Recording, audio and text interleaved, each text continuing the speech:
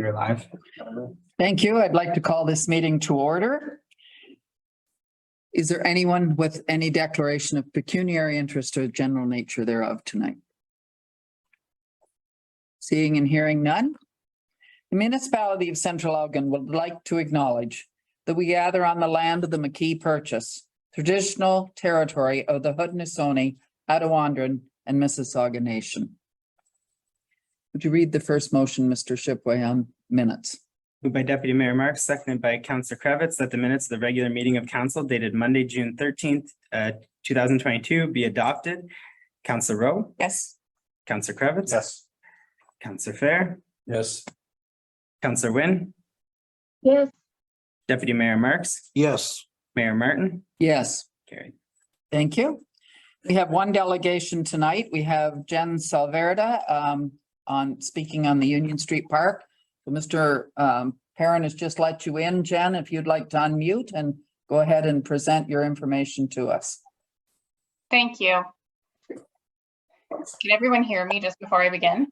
Yes, we can. Excellent. Okay. Good evening, Mayor Martin, Deputy Mayor Marks, and members of council.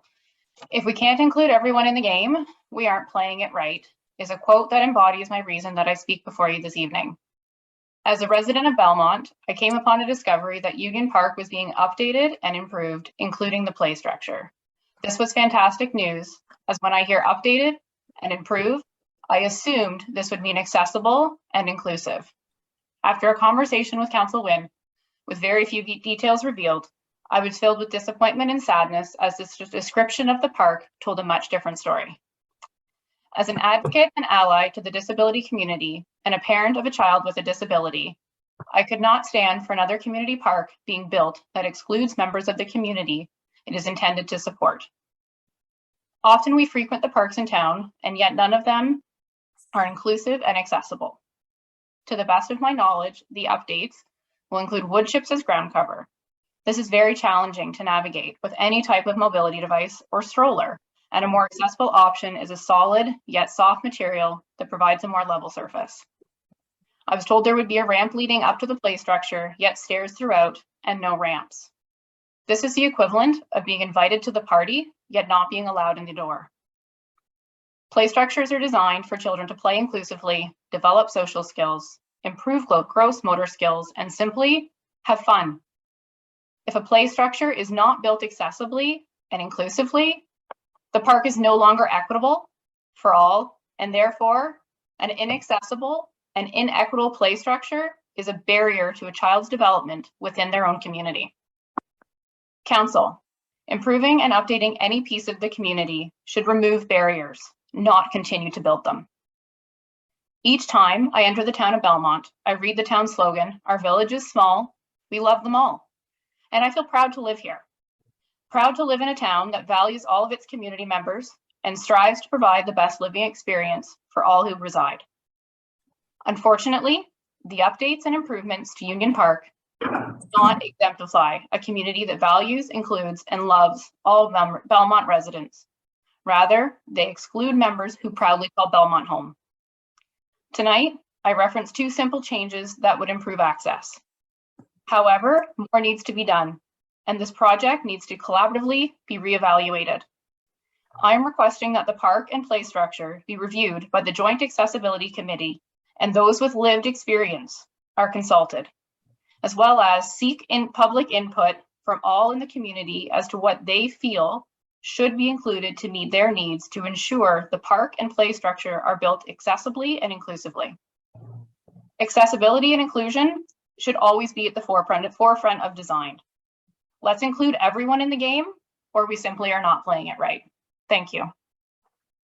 Thank you, Jen. I'm going to ask members of council now if they have questions for you or comments. Go ahead, Councillor Wynn. Thank you. Have any questions for Jen, because Jen and I have spoken with regards to this. First of all, I would like to say when Jen brought this to my attention, it was sort of the first thing I thought is we dropped the ball, because we did have an opportunity to bring inclusion to at least one of our parks within our municipality and within one of our communities, and myself included. I mean, it was not something at the forefront when I first heard the project was going ahead, that we had met those needs. I was very excited for this redevelopment, but it is lacking.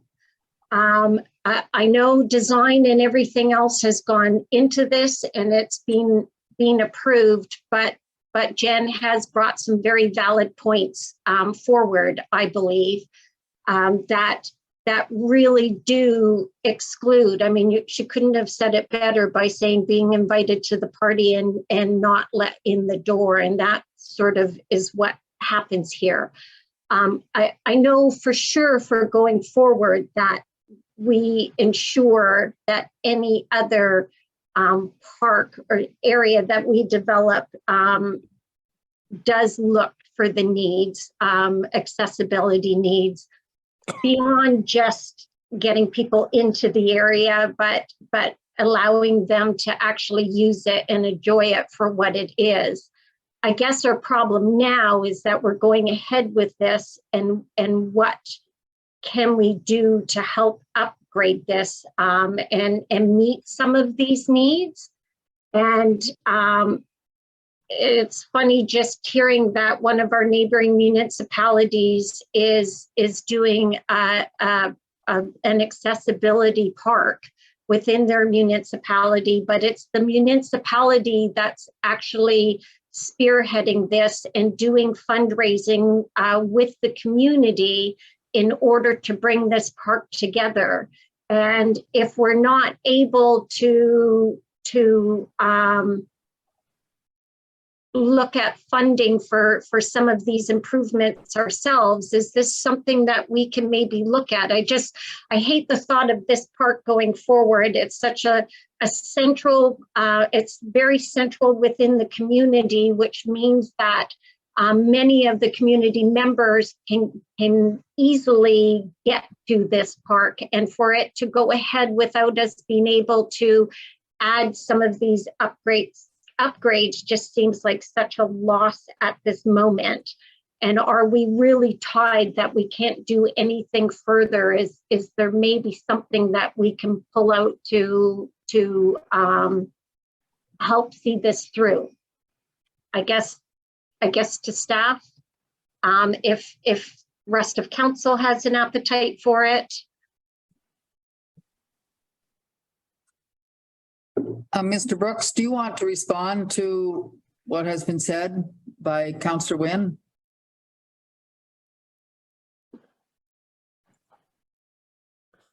Through you, Madam Mayor. I have to be careful here because, as you know, we are under a communication embargo through the funding source of this park. I would like to mention there are accessible features that have been included in the park design, as well as the playground equipment. That being said, the entirety of the playground equipment is not fully accessible. However, it's similar to accessible features in most other parks in St. Thomas and Elgin County. At the last meeting of council, I believe council did approve the tender award of the playground and fitness equipment, both which do include accessible features. At this point, we would have to review with finance and our procurement coordinator to review how council could move forward if it wish to head in a different direction. Thank you, Mr. Brooks. I see that Jen wishes to speak again. Just one comment that I would make is the Joint Accessibility Committee did adopt a playground consultation document to satisfy the provisions, the Ontario Regulation 191/11.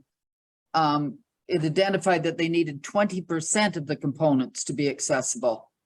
And so that just so that you're aware that the JAC, or the Joint Accessibility Committee that Central Elgin and the county work together on, have a proposal. And I know for many things that we have done, the JAC has been consulted to make sure that we're doing the best that we can.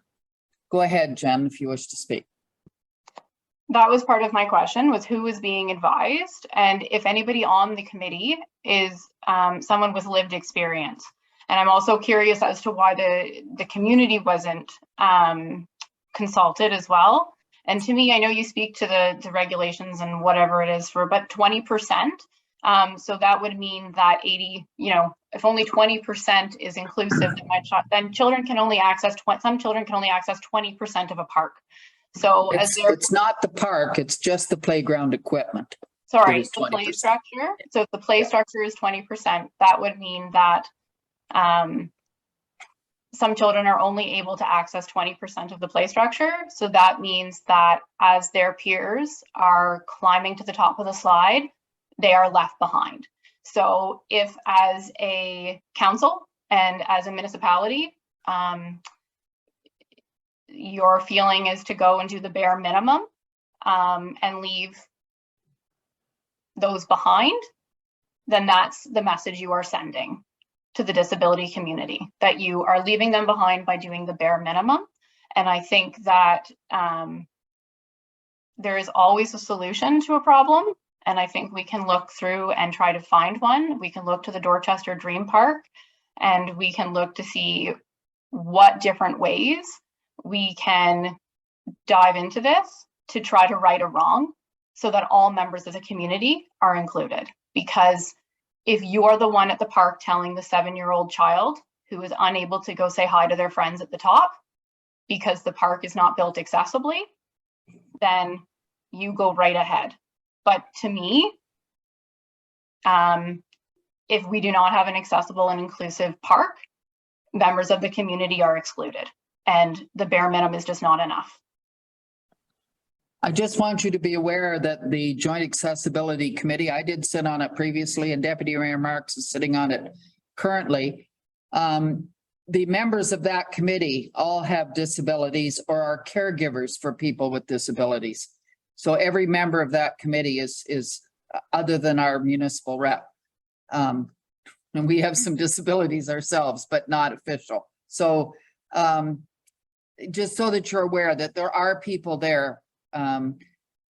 All of them have certain disabilities in different areas, and Mrs. Wilson sits on that as well. So she could verify the members still are all ones with disabilities or yes. Go ahead, Mr. Shipway. Through Madam Mayor, I don't think it's appropriate for us to go into the individual characteristics of each member on the committee. No. If I may add a couple comments, the delegation is absolutely correct. Pretty much with everything we do, there's constantly opportunity to do more and do better. In this specific instance, the proposed park does represent a significant improvement across the board in the green space that was there before. It does comply with the Accessibility for Ontarians with Disability Act and the Joint Accessibility Advisory Committee Accessible Playground Consultation Document. As the delegation pointed out, theoretically that is the minimum. There's opportunity to do more. This is a complex situation with the funding source and the position the municipality is in. Staff would point out that in the upcoming budget, the Trails and Recreation Master Plan is contemplated for an update, and that may be an opportunity where the municipality, the stakeholders within the municipality and council establishes a higher overall level of service when it comes to redevelopment or development of accessible structures, just for consideration. And again, this project was identified in the current iteration of the Trails and Recreation Master Plan for enhancement. And generally that's how the municipality selects projects, is ones that have been identified in various master plans. Plus, this was tendered out, correct, and already awarded, which makes it. Through Madam Mayor, Mr. Brooks could confirm, but all components of the park at this point in time have been tendered and awarded. As Mr. Brooks pointed out, if we are directed to investigate further, we possibly could. However, definitely there would be financial impacts and timeline impacts. Go ahead, Councillor Wynn.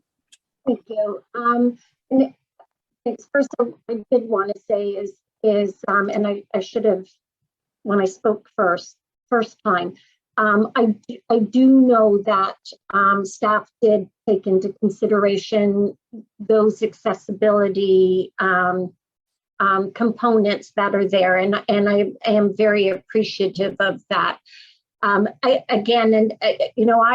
was excited for that until I had the conversation with Jen, and then I realized just what that wasn't doing. And from, again, I know we have issues with what we can say, but with what we do have, I guess it sort of speaks to a percentage of people with accessibility issues.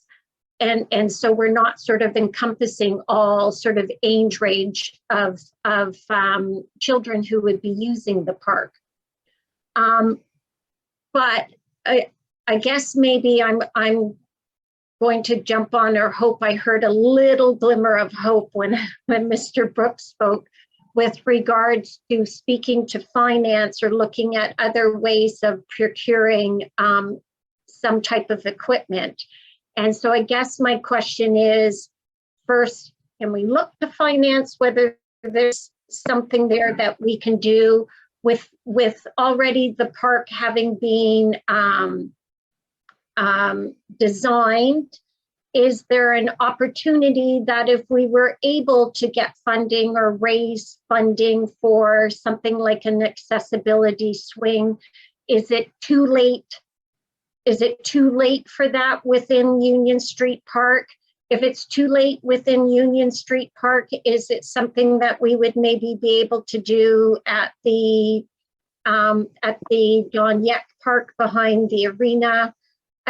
I appreciate all that we are doing and looking with the updating of the Trail Master Plan, but I guess my fear is that if we don't try to commit to something right now, it could be a long while before we have an opportunity to do something more. And I would just hate for years to go by and still not have something for those members of our community that could, be beneficial to them for their enjoyment. Just with our agenda and the update of the official plan, we state in there under accessibility about ensuring that we do meet those needs of our residents. And I just really feel like this is one that we could hopefully try and rectify. So I guess the short of that big speech is there an opportunity for us to look at, speak with the finance department and see if there's wiggle room there? Or is there an opportunity for us to look for other funding and try and get something done with Union Street Park? Mr. Brooks, do you wish to respond to that? Go ahead. Through you, Madam Mayor, staff has taken some initial steps to look at adding in some additional accessibility features to the park. There are timelines that our funding source requires all expenses to be covered by. In addition to canceling the proposal, again, that would have to go through our procurement coordinator. However, I would expect that the municipality would pay a penalty if we were to go forward with a complete redesign of the playground equipment. And further, if that's the way council wished to go, we may or may not be able to expense that equipment by the deadline that we need to incur all expenses by. It's something that staff can review.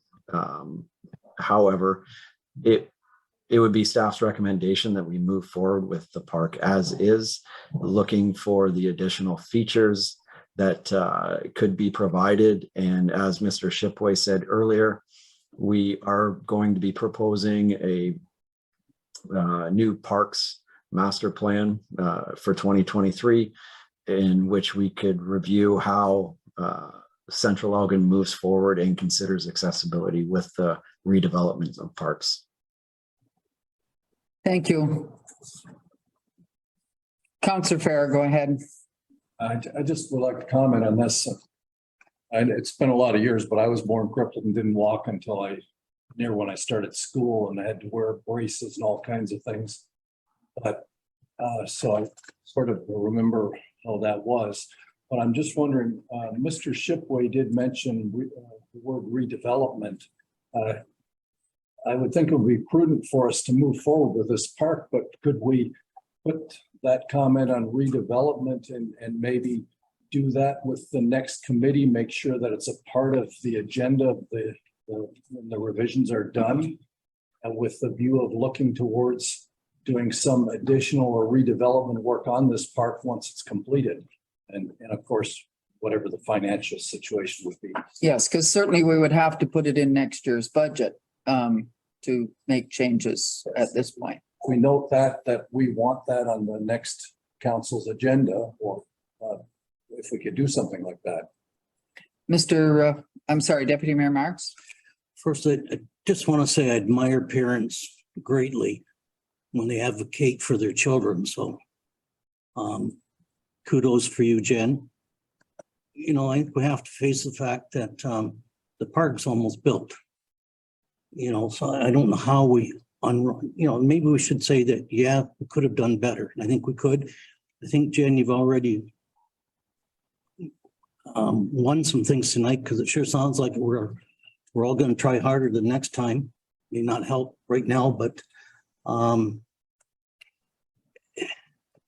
you know, we went through the JAC committee and didn't even meet. We were down an employee or director, the manager of it. We were in between employees during the COVID. So I'm not giving excuses, but COVID had a great deal to play in this. So maybe I'm just saying that, yeah, we need to do better. We will. I like the suggestion. I heard our director, Mr. Brooks, say that maybe I'm thinking what I'm hearing. He said maybe he can make some additions, amend to make it a little. So I'm encouraged by that. I think we have to face reality that the park's almost built. And, you know, we don't want to, and again, we've had this handicap that we can't talk about this. So it's almost that perfect storm in the bad way. But Jen, congratulations, and keep advocating for your child. Councillor Kravitz. Like, I'd have to agree with Deputy Mayor Marks, and I did go to the website for the company that we are that we are getting the outside equipment for, and they do have some accessible features. I know some is not the answer we're looking for, but it's a start, and it's something that we need to continue to build on. So thank you, Jen. Councillor Fair. Still wondering about my suggestion and an answer on that to see what the thoughts are on that. Go ahead, Mr. Shipper. To you, Madam Mayor, absolutely. At any point, council can establish any priority it would like to fund, and staff would carry out the direction of council. You know, more generally, I think that's the concept of incorporating a higher than legislated level of service in the Trails Master Plan, so that when these applications are made in the first place for new parks or redevelopment of existing parks, that they would go above and beyond the legislative requirements or even the JAC requirements for both redevelopment and new parks in the future. That absolutely can be done. And again, I would recommend that would be through the Trails Master Plan component. Recreation and Trails Master Plan, sorry. Thank you. Do you have any final words, Jen, that you wish to speak? I appreciate everybody's responses, and I appreciate the intent to do better. Unfortunately, the intent isn't enough, and I can respect that, you know, you don't know what you don't know. However,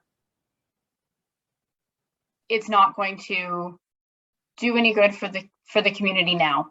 So I can say that you I'm going to go leave this room and I'm going to go tell my child that, and the park will not be accessible.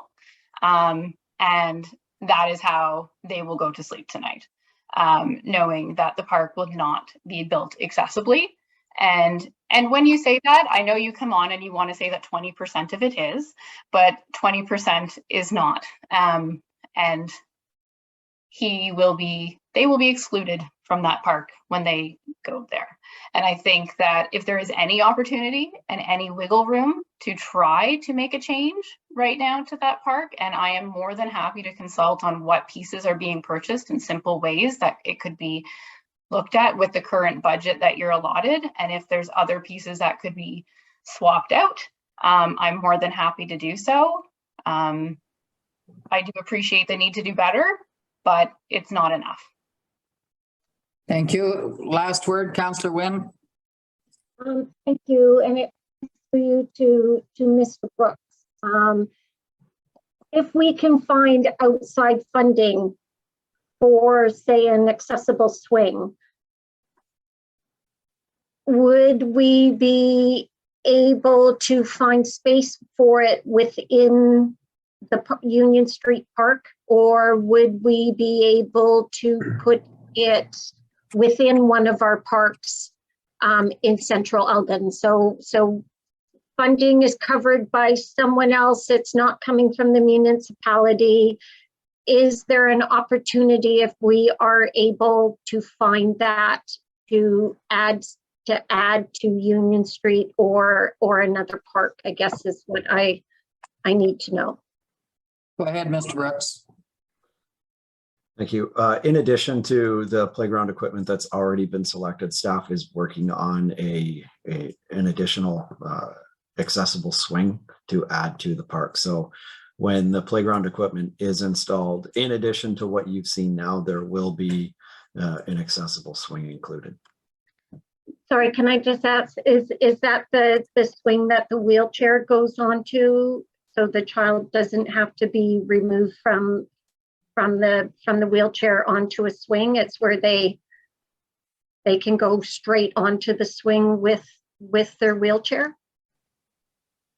Staff hadn't considered that particular piece of equipment, but that's something with the platform in which the wheelchairs can get onto and the swing can go. We can review that as staff and see if we can find funds to, in addition to the playground equipment that's already been selected, add that into the playground.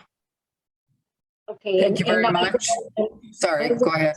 Sorry, and I'll speak to you outside of our meeting with regards to maybe some outside sourcing. Thank you. Thank you. One last word, Jen, just because it's supposed to be 10-minute delegation and we've got a heavy agenda tonight. Absolutely. I'm going to respect your time. My one quick question is it possible, a very simple solution is to remove the wood chips and change the surface that is going to be under the play structure? It's a very... Mr. Brooks.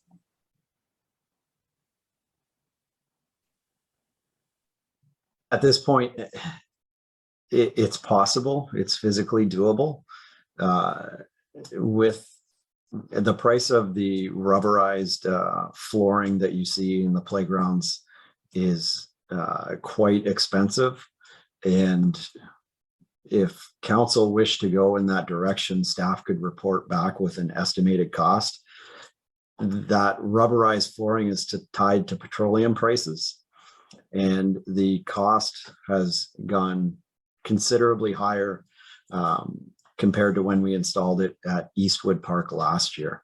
So it's a possibility. It will be an additional expense. The mulch that's being placed at Union Street Park is considered accessible through some of the standards that parks are designed by. But that's something that if council wishes to install, staff could get back with a cost to do so over and above the cost that is being contemplated for the park now. What is council's wish? Do you wish staff to look into that? Go ahead. Through Madam Mayor, may I just jump in and say, given timelines and the fact that the contract's already been awarded, if you want us to do that, I think it would have to be something along the lines of, if it's under the delegated authority amount of $50,000, proceed with funding from X reserve. If it's not, bring it back for a report. But again, timelines are going to be difficult on that if it's not delegated authority to move ahead, unless you want to call a special meeting. Mr. Brooks, would you agree with that statement? Yeah, that's completely agree. And just for reference, I think Mr. Shipway threw out $50,000. I don't think that would come close to covering the cost of it. But Are we in agreement with Mr. Shipway's suggestion that, you know, if it can be done, we delegate authority up to $50,000, and if not, then Mr. Brooks bring back a report so that what you're recommending? Is that what you think would be suitable? Through you, Madam Mayor, I'm just trying to present options that would be realistic with the current requirements of the funding and the project. Whatever council directs us to do, we'll absolutely do. The current delegation of authority is if it's under $50,000, staff can proceed. We'd need a funding source for that. And as Mr. Brooks said, it may be over that. If it's over that, we would either need to wait until the July meeting, if that's workable for the contract, or hold a special meeting to award that. Deputy Mayor Marks. I realize the tight timelines and all the restrictions, but you know, this still hasn't gone to our joint accessibility committee. And, you know, they sort of are experts have given advice on this, and we're making some assumptions here, and whether, I don't know how we'd even have time to go there. See, Madam Mayor, it's an important point of clarification. In 2017, Jack adopted an accessible playground consultation standard. Under the previous joint accessibility coordinator, that was a methodology to provide the municipalities in Elgin and Middlesex County to have done the consultation to be able to move forward. It established standards for the design of playgrounds. It contemplated wood chips within the final document. It contemplated the 20% as per the legislation. So absolutely, we can do better, as we've discussed all evening, but I don't think it's accurate to say it hasn't gone to Jack. It's complied with the Jack document. Thank you for that explanation. Councilor Fair. Last thing, it pains me to say this, but I think we've gone, and Mr. Brooks has said that there would be a handicap swing going in place.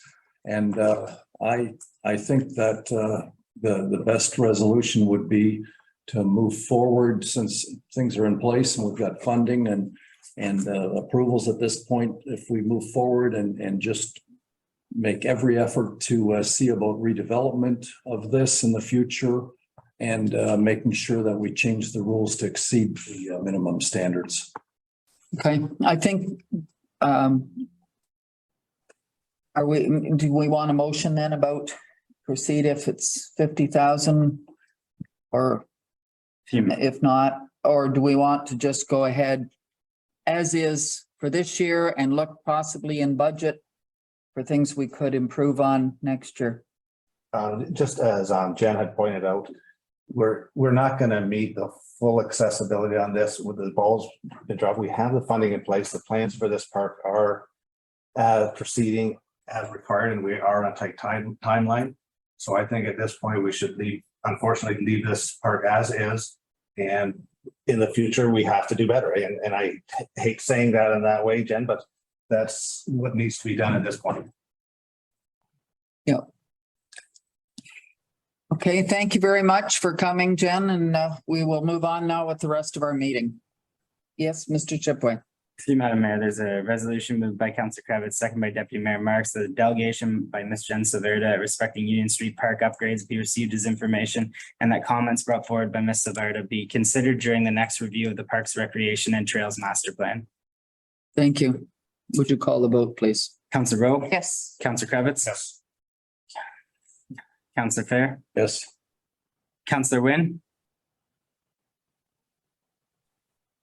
Yes. Deputy Mayor Marks, Yes. Mayor Martin, Yes, carried.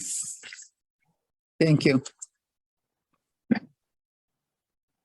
Now we're looking at correspondence requiring action, and we have 4 reports here from the Special Events Committee. So the first one is the Kettle Creek Food Truck Festival. Is there any questions concerning this one? Now, would you read the motion, please, Mrs. Wilson? Madam Mayor, the motion reads, moved by Deputy Mayor Marks, seconded by Councillor Cravitz, that report CEO 422, 2022 Kettle Creek Food Truck Festival be received as information, and that council approve the special events permit for the 2022 Kettle Creek Food Truck Festival to be held on Saturday, September the 17th, 2022, from approximately 11 a.m. to 7 p.m., subject to the following recommended conditions. The organizers comply with the special events policy as adopted by council. Liability insurance be provided by the organizers of the event in the amount of $5 million, naming the municipality of Central Elgin as co-insured and held harmless. The final schedule and location of the event being approved by the Director of Infrastructure and Community Services. Obtain tent permits from the municipality if required at the applicant's expense, and council approval of submitted vendors for the event as per bylaw 2711, section 3, exemptions 3.1B. Thank you. Would you call the vote, please? Councillor Rowe. Yes. Councillor Cravitz. Yes. Councillor Fair. Yes. Councillor Wynn. Yes. Deputy Mayor Marks. Yes. Mayor Martin. Yes. Resolution carries. Thank you. Would you read the motion for the Elgin Historical Show? Next motion, Madam Mayor, moved by Councillor Cravitz, seconded by Deputy Mayor Marks, that report CEO 522, 2022 Elgin Historical Show be received as information, and that council approve the special events permit for the 2022 Elgin Historical Show to be held on Friday, August the 11th to Sunday, August the 13th, from approximately 7 a.m. to 4 p.m., subject to the following recommended conditions. The organizers comply with the special events policy as adopted by council. Liability insurance be provided by the organizers of the event in the amount of $5 million, naming the municipality of Central Elgin as co-insured and held harmless. The final schedule and location of the event being approved by the Director of Infrastructure and Community Services. Obtain tent permits from the municipality if required at the applicant's expense, and council approval of submitted vendors for the event as per bylaw 2711, section 3, exemptions 3.1B. Thank you. Any questions?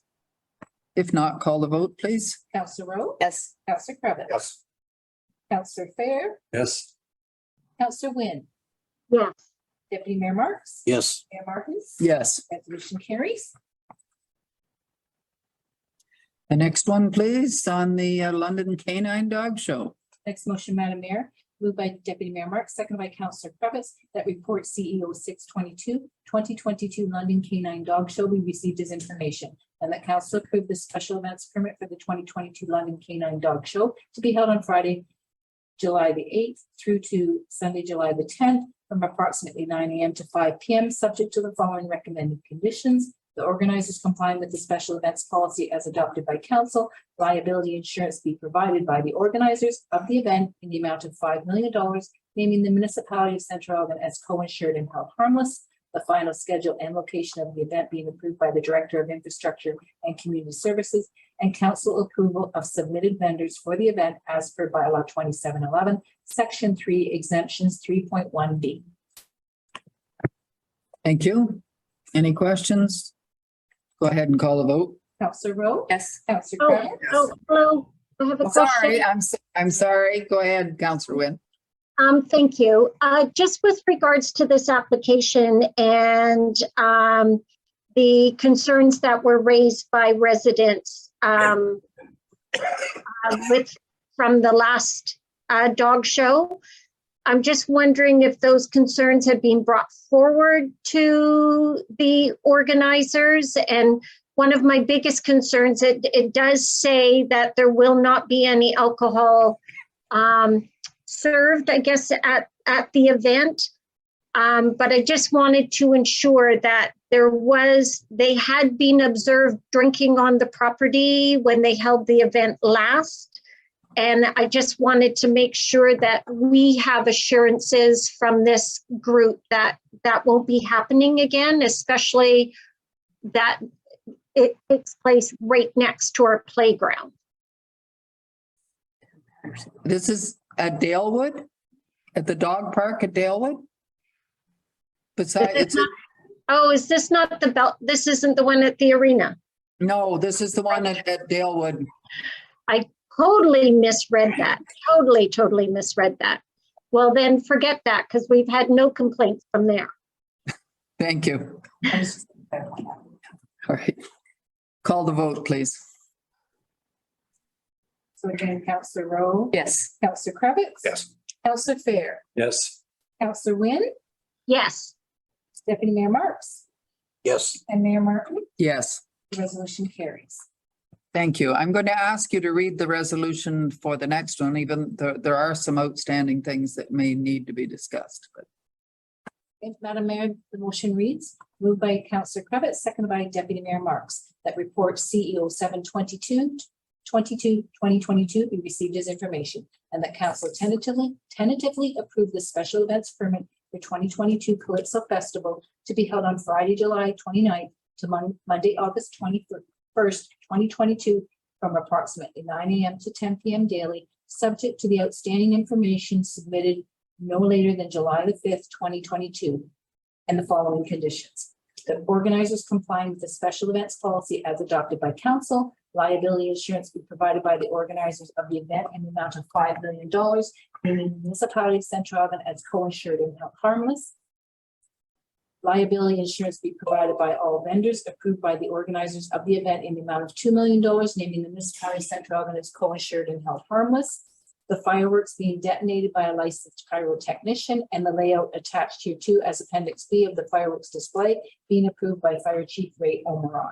The final schedule and location of the event being approved by the Director of Infrastructure and Community Services, to the satisfaction of the Elgin County OPP, completion of a traffic plan to address movement of vehicles for exiting the village after the fireworks display, site plan of vendor locations and approved list of vendors, approval of the living history display in Office Park, excluding fires and camping overnight in Office Park, approval of the Academy Circus activities only to take place on parkland, beach, and green space, not on municipal highways. Approval of submitted vendors for the event as per bylaw 2711, section 3, extension 3.1b, and all outstanding information being provided to the municipality no later than July 5th of 2022. thank you. And the report did outline what was missing, what they need to provide. Any questions? If not, would you call the vote, please? Councillor Rowe? Yes. Councillor Cravitz? Yes. Councillor Fair? Yes. Councillor Wynn? yes, Deputy Mayor Marks? Yes. Mayor Martin? Yes. The resolution carries. Thank you. Now for information, there are just two items. Does anyone have any questions about either item? Go ahead.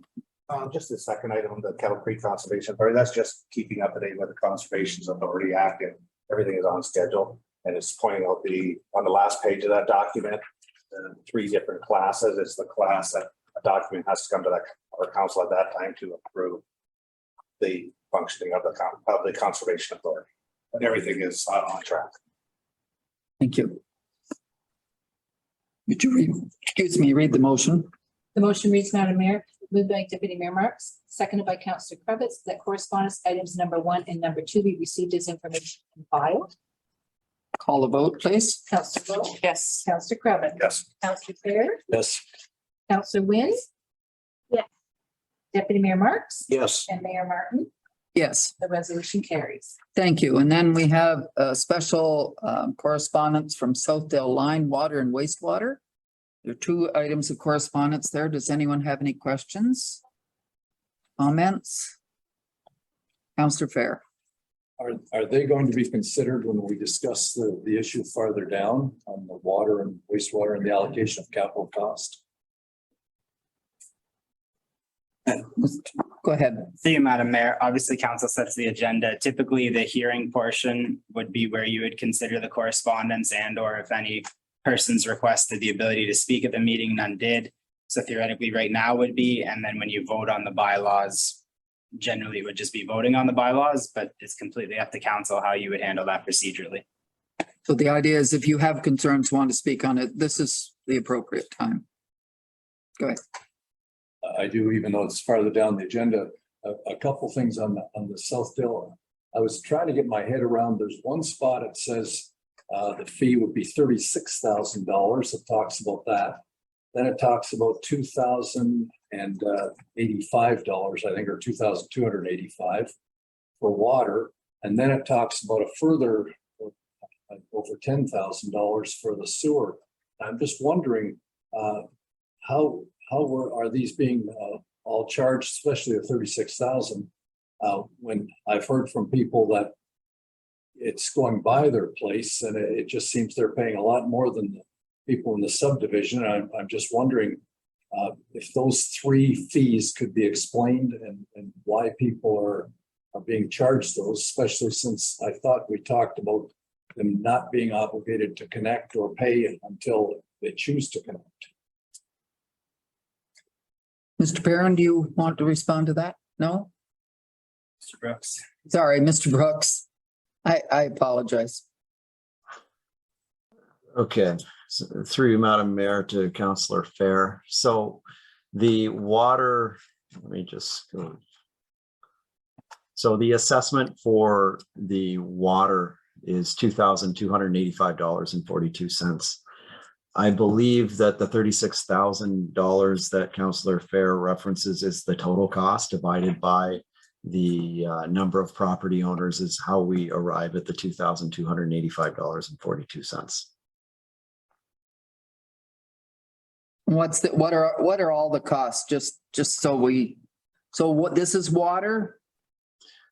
So water, the cost of the water is the cost of the service from the water main to the property line, including the valves. That's what encompasses the total cost of the water. Right, and that they will be paying now, but they don't have to pay, they don't have to hook up or pay. Or will that be charged at the time of hookup? The water cost, because the report for the assessment on the water was taken in 2019, and therefore this bylaw for the connection of water services contemplates the $2,285 being payable at which time the resident connects and not at the time of the passing of the bylaw. The sanitary sewer assessment contemplates the payment of the $10,000 in change at the time of the passing of the bylaw. So sanitary costs would be at the time of the passing of the bylaw. Water costs are assessed at which time the resident decides to connect to the water system. Go ahead, Councillor Fair. I thought it was the other way, that they would pay a connection of the sewer or a wastewater connection at that time. I thought they would pay it if they needed it. It's mandatory, I believe. Are we not requiring them to hook? Go ahead, Mr. Brooks. Residents would not be required to connect immediately. However, the bylaw suggests that residents would be required to pay the connection fee upon passing of the bylaw. If residents are satisfied with their septic system, they can continue to use the septic system until which time that system fails, and then they would be required to connect to the sanitary sewer. Go ahead, Councillor Fair. I didn't realize that they had to pay when it went by, because I thought in Port Stanley we had waived that some people on the streets did not pay that when it went by. I was thinking it was just when it's connected. That's correct. Hill and High Street, I believe residents were not forced to connect, nor were they required to pay the connection fee at time of the passing of the bylaw. That goes back to 2020, I believe. Since 2020, we've been through a water and wastewater rates study review, which recommended payment immediately upon passing of the bylaw for services that are run by properties' houses. As well, there was a sanitary sewer detailed asset management plan that council approved that was passed in 2021 that suggested the same. So by the municipality collecting the connection fee immediately upon passing of the bylaw, it removes the need for the existing users to carry the debt on the construction cost of the sanitary sewer constructed on Southdale. If it's not collected now, then there is a debt that isn't repaid until which time each one of these residents connects. And we would have to put that on the water rates or sewage rates for all users. Yeah, if it's deferred as debt, yeah. Any other questions?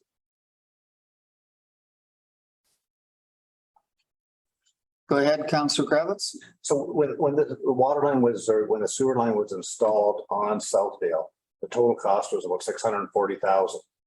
And the 220,000 is being allocated to the Southdale Road residents for having that service. The other excess amount, the 400,000, is being charged to the developer because the line was oversized to handle the subdivision and it had to go in the ground a lot deeper. So if it was just a basic sewer line that was run down Southdale, the cost would have been around the 200,000.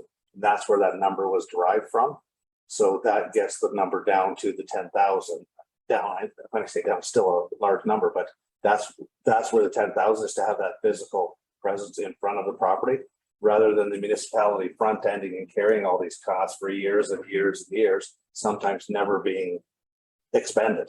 So it could be something that the municipality would have to carry forever, and it gets added to the sewer rates. So it's a decision that we're making, unfortunately, to do this at this time, to try to maintain our sewer rates. And that's what was recommended by the C.N. Watson report on the sewer rate study. Yeah, hopefully I'm talking to people that are listening to the meeting, but thank you, yes. Thank you. Is there any other questions or comments? Councillor Rowe. Madam Mayor, just another comment sort of to that effect with the, you know, for, again, in the past, over the years, the developers have always, or the municipality has basically always funded the infrastructure to be put in, and then the developers would pay the municipality back over time. The conversations that we've had because of the reserves and or the lack of reserves on the water and the wastewater, we did make a decision to have the developer pay those monies up front. So in effect, now that is applying to everybody on the wastewater side. And if you just look at the absolute dollar amount, the 10 grand versus the $1,000 or whatever is being compared to for those residents, it's a bit of a misleading comparison, because the developer is paying their fair share. They're paying that 10,000 and then some to get those services in there, and they're going to include those costs into, at least this is my understanding, so correct me if I'm wrong, they're going to include those costs in the price of the homes when they sell them to the eventual owners. So the price of that house is going to be in there. So that $10,518 is invisible, I would say, to the surrounding residents, but they're still paying that amount. It's just they have to pay that little extra piece to actually connect to their property when they get there. So perhaps it could be laid out a little bit differently, but fundamentally there's no, I don't believe that there's any discrepancies, I guess, in the values. Go ahead. It's my understanding that the $1,000 charge for the new houses is just to get the line to the subdivision. There is no infrastructure from in the subdivision. That's over and above. So that will be an additional, just call it 10,000 for a number. So each lot is paying 11, 12,000 in the new subdivision. Right. But that's what is hit. Yeah. Okay. Thank you. Any other things we want to say about that before we move on? Those are our responses. Was there a motion at all, or yes, go ahead. Madam Mayor, the motion reads, moved by Councillor Kravitz, seconded by Deputy Mayor Marks, that correspondence received from Amanda Marcinkowitz and Robin and Roger Scott, Southdale line water and wastewater bylaws, be received as information and file. Thank you. Would you call the vote, please? Councillor Rowe? Yes. Councillor Kravitz? Yes. Councillor Fair? Yes. Counselor Wynn, yes, Deputy Mayor Marks. Yes. Mayor Martin, Yes, resolution carries. thank you. Okay, we're on to the Central Elgin Planning Office, the first one on 142 Centennial Ave. To read the motion, please. Motion reads, Madam Mayor, moved by Deputy Mayor Marks, seconded by Counselor Cravitz, that report CP 2922, consent application E5722, Darren Allen Fawcett and Nancy Jane Silzer, 142 Centennial Avenue be received for information, and that council has no objections to consent application E5722, subject to the following recommended conditions. The severed lands parcel B be merged with 144 Centennial Ave. The severed lands parcel C be merged with 140 Centennial Ave. That subsection 3 or 5 of section 50 of the Planning Act RSO 1990 as amended shall apply to any subsequent conveyance or transaction involving the subject lands. The solicitor for the applicant is to provide an undertaking whereby they inform the committee in writing that the lands are being conveyed to an abutting property owner, and thus a merger of title will take place, which merger shall include all interests held in common or mortgagee's interest. The municipality central will be provided with a copy of the reference plan, and a drainage reassessment be done if necessary at the owner's expense. Any questions?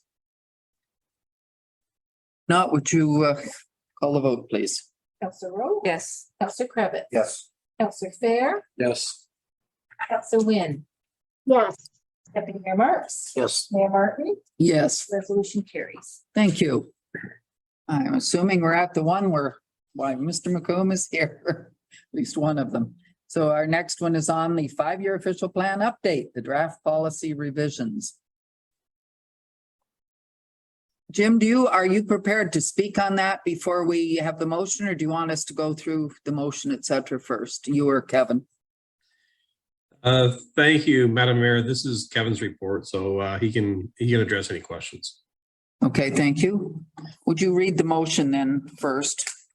The motion reads, Madam Mayor, moved by Counselor Cravitz, seconded by Deputy Mayor Marks, that report CP 3022 Central Elgin 5-year official plan update draft policy revisions be received, and that council receive the Municipality of Central Elgin draft official plan policy update table dated June 27th, 2022. And further, that a date for a public meeting be established in accordance with Ontario Regulation 54306 as amended. Thank you. I just want to say, Kevin, I very much appreciated all the color coding. It certainly helped. Any other questions or comments from anyone? If not, call the vote, please. Counselor Rowe? Yes. Counselor Cravitz? Yes. Counselor Fair? Yes. Counselor Wynn? yes, Deputy Mayor Marks? Yes. And Mayor Martin? Yes, Resolution carries. thank you. And the next one is the application to amend the Village of Port Stanley bylaw on 285 Bridge Street. Would you read the motion, please? Motion reads, Madam Mayor, moved by Deputy Mayor Marks, seconded by Counselor Cravitz, that report CEP 3122, application to amend Village of Port Stanley bylaw 1507, 285 Bridge Street, the corporation of the Municipality of Central Elgin be received, and that direction be given by council to prepare a site-specific draft amendment to the zoning bylaw to permit the existing uses on the property along with the general regulations of the Business Zone 1 at 285 Bridge Street, which may be legally described as Plan 117, part of Lot 1, part of Lot 2, west side of Colburn, Municipality of Central Elgin. And further, that a date for a public meeting be established in accordance with Ontario Regulation 54506 as amended. Any questions? If not, call the vote, please. Counselor Rowe? Yes. Counselor Cravitz? Yes. Counselor Fair? Yes. Counselor Wynn? yes, Deputy Mayor Marks? Yes. And Mayor Martin? Yes, That resolution carries. thank you very much. And now the one on the Central Elgin 5-year official plan update, the residential land supply. Do you want to read the motion first, and then I see this is Mr. McComb's report this time. Certainly, the motion reads, Madam Mayor, moved by Counselor Cravitz, seconded by Deputy Mayor Marks, that report CEP 323322 Central Elgin 5-year official plan update residential land supply be received. The council received the report entitled Municipality Central Elgin Update of the Residential Land Need Final, prepared by Dillon Consulting and dated April of 2022. And further, that council directs staff to update the official plan policies and land use schedules to incorporate the findings, conclusions, and recommendations of the report. Now, do any of you have any questions or comments for Mr. McComb? Go ahead, Councillor Rowe. Thank you, Madam Mayor. I have two questions. So the first one is just maybe more general, but the land use policy seems to focus primarily on the residential land, knowing that there's agriculture and such out there too. But as these residential areas grow, where is the plan for services that those residents may need? Not the water, wastewater, not that type of service, but whether it's a convenience store or a grocery store or something that's basic to the community, so that it starts to feel like it's its own, as opposed to being a bedroom community or a suburb of St. Thomas, where all of those other types of services are. How do we address those here, if at all? Go ahead, Jim. Thank you, Madam Mayor. Through you, Councillor Rowe. That's a good question, and it's one that we do try to address by making sure that there are lands that are designated for commercial uses and other uses in the settlement areas. The challenge is always you can designate lands, but you can't necessarily force retail operations to go there. And we run into the same thing in St. Thomas, that developers will designate, set aside blocks of land for commercial uses so that they can have like a corner store, so people don't have to drive so far just to get a loaf of bread or a jug of milk. But it's very, very difficult for them to attract anybody to go there. So it's, so a case of, you can build, but will they come? So certainly we encourage the developers to think about this. Other facilities for the use of those residents down the road, such things as parks and that sort of thing, that's all part of your parks and your recreation master plan to ensure that those types of facilities are taken into account as these areas do grow out.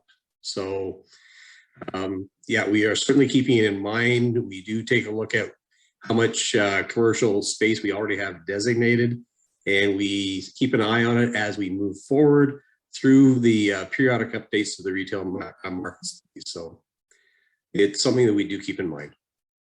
Councillor Rowe. Thank you. As a follow-up there, is it possible to, there's several maps within this document. Is it possible to actually have a map that shows where those commercial areas are, just so that it is clear to everyone, and whether it's today or down the road, those developers could actually look at the OP and say, this is, we see this opportunity, and maybe they would be more apt to come in our direction. Go ahead, Jim. Madam Mayor, the maps that are included, I mean, this report basically just deals with residential land supply. So these maps will not reflect any of the commercial areas. To see where those are located, you can refer to the land use schedules of the official plan. It does mark, I believe it's the red color that shows where the various commercial areas are in each settlement area. Okay, it just feels like they get lost in the shuffle, but as long as they're there. Kevin. Go ahead, Kevin. Thank you, Madam Mayor. Just to build off of what Jim has provided too, a lot of the times, and I think through this process, the scope, or I guess the retail market component really wasn't part of the scope of the project, but we have put policies within the official plan to allow for some of more of that mix to naturally occur within those higher, I guess, residential areas where you have higher order roads. So we are close to a like an arterial road, or that it provides for that opportunity to have that corner store. So while some of the larger commercial users, where Jim had indicated would locate to some of those designated commercial areas, the policies in the official plan in the residential designation would allow for opportunities for some of those mixed use, smaller mixed use, and kind of like, corner store type of things within neighborhoods. I have one question on the map on the Norman Lindale one. We're listing the back agricultural land of Cannondale as vacant residential land. I didn't realize that was zoned residential. Sorry, go ahead, Jim.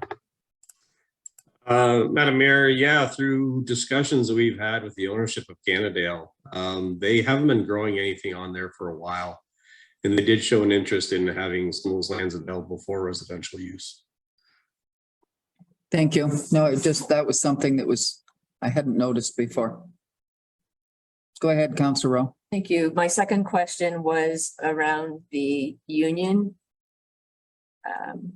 proposal. So I do see that there's an additional property being added there, but I was also looking at the intensification diagram, and there is albeit a smaller portion than the UO2 in there, but it's kind of highlighted as an intensification possibility. I don't know the ownership of that particular property, but even with the different sizes, because it's intensified and not on agricultural land, should the emphasis be on that piece of property as opposed to adding a new one? And when even it says intensification, it may not be enough of an intensification to offset the additional property, but I just wanted to ask. Anybody know what I'm talking about? That's one house there. But it's a larger lot. At one time, it was zoned residential, I believe, and they gave up the residential zoning for that in order to build one house. I believe that's correct. Yes, that's the one off Walnut Street, correct? Yeah. Jim, go ahead. Madam Mayor, yeah, that's Rod Malloy's property. And Mr. Malloy, when he purchased that property, his whole intent was essentially to create, it's in a settlement area, but almost like a rural estate where you have one house with a whole bunch of land around him. He's naturalized the pond. So he's going to create his little dream state. So I see. Okay. And so, yeah, you could potentially, it's identified as an intensification potential because, you know, if Mr. Malloy decides to sell the property at some point in the future, certainly, yes, you could put some additional dwelling units on that site. It's big enough to accommodate maybe some more single detached or maybe a small apartment or something like that. All right. I know which one it is now. So yes, I'm sure we don't want to do that. Okay. Thank you. Any other questions? Go ahead, Councillor Kravitz. Following up on the union site, the map that shows, well, the recommendation by Dylan on page 17 was the east half of 5 and 6. What happens to the other areas, the 2, 3, and 4, and 8 of that map?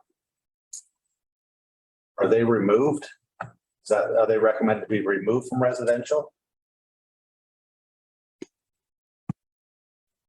Kevin or Jim? It's on the union land supply map. It's page 269 of the agenda. 69. Page 269, Page 33 is 60. page 33 that I've got. Page 33 of that. Yeah. I've got the entire agenda pulled up. Kevin? Go ahead, Kevin. Thank you, Madam Mayor, through you to Councillor Kravitz. Those are lands that are currently identified that are designated for residential use within the settlement boundary. So those are I guess, proposed to remain.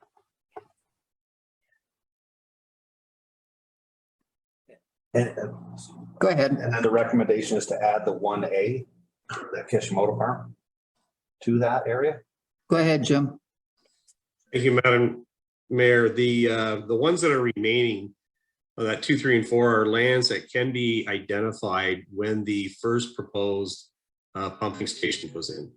So gravity can lead from those lands to that pumping station. So that's why they're being left in. The Kishimoto Farm has been identified as a potential addition because it's all part of the rationalization argument that is inherent to the Dillon report. And that is, we know we're oversupplied. But a lot of the oversupply is tied up in lands that are owned by people who have absolutely no development interest.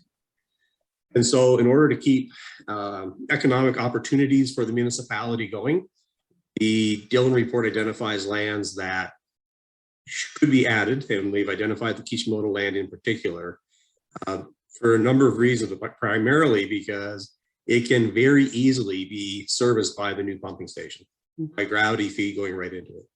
And so you have an owner there who's very much interested in developing those lands in conjunction with the other interested development parties in Union, and is willing to share in the cost of getting those services in there.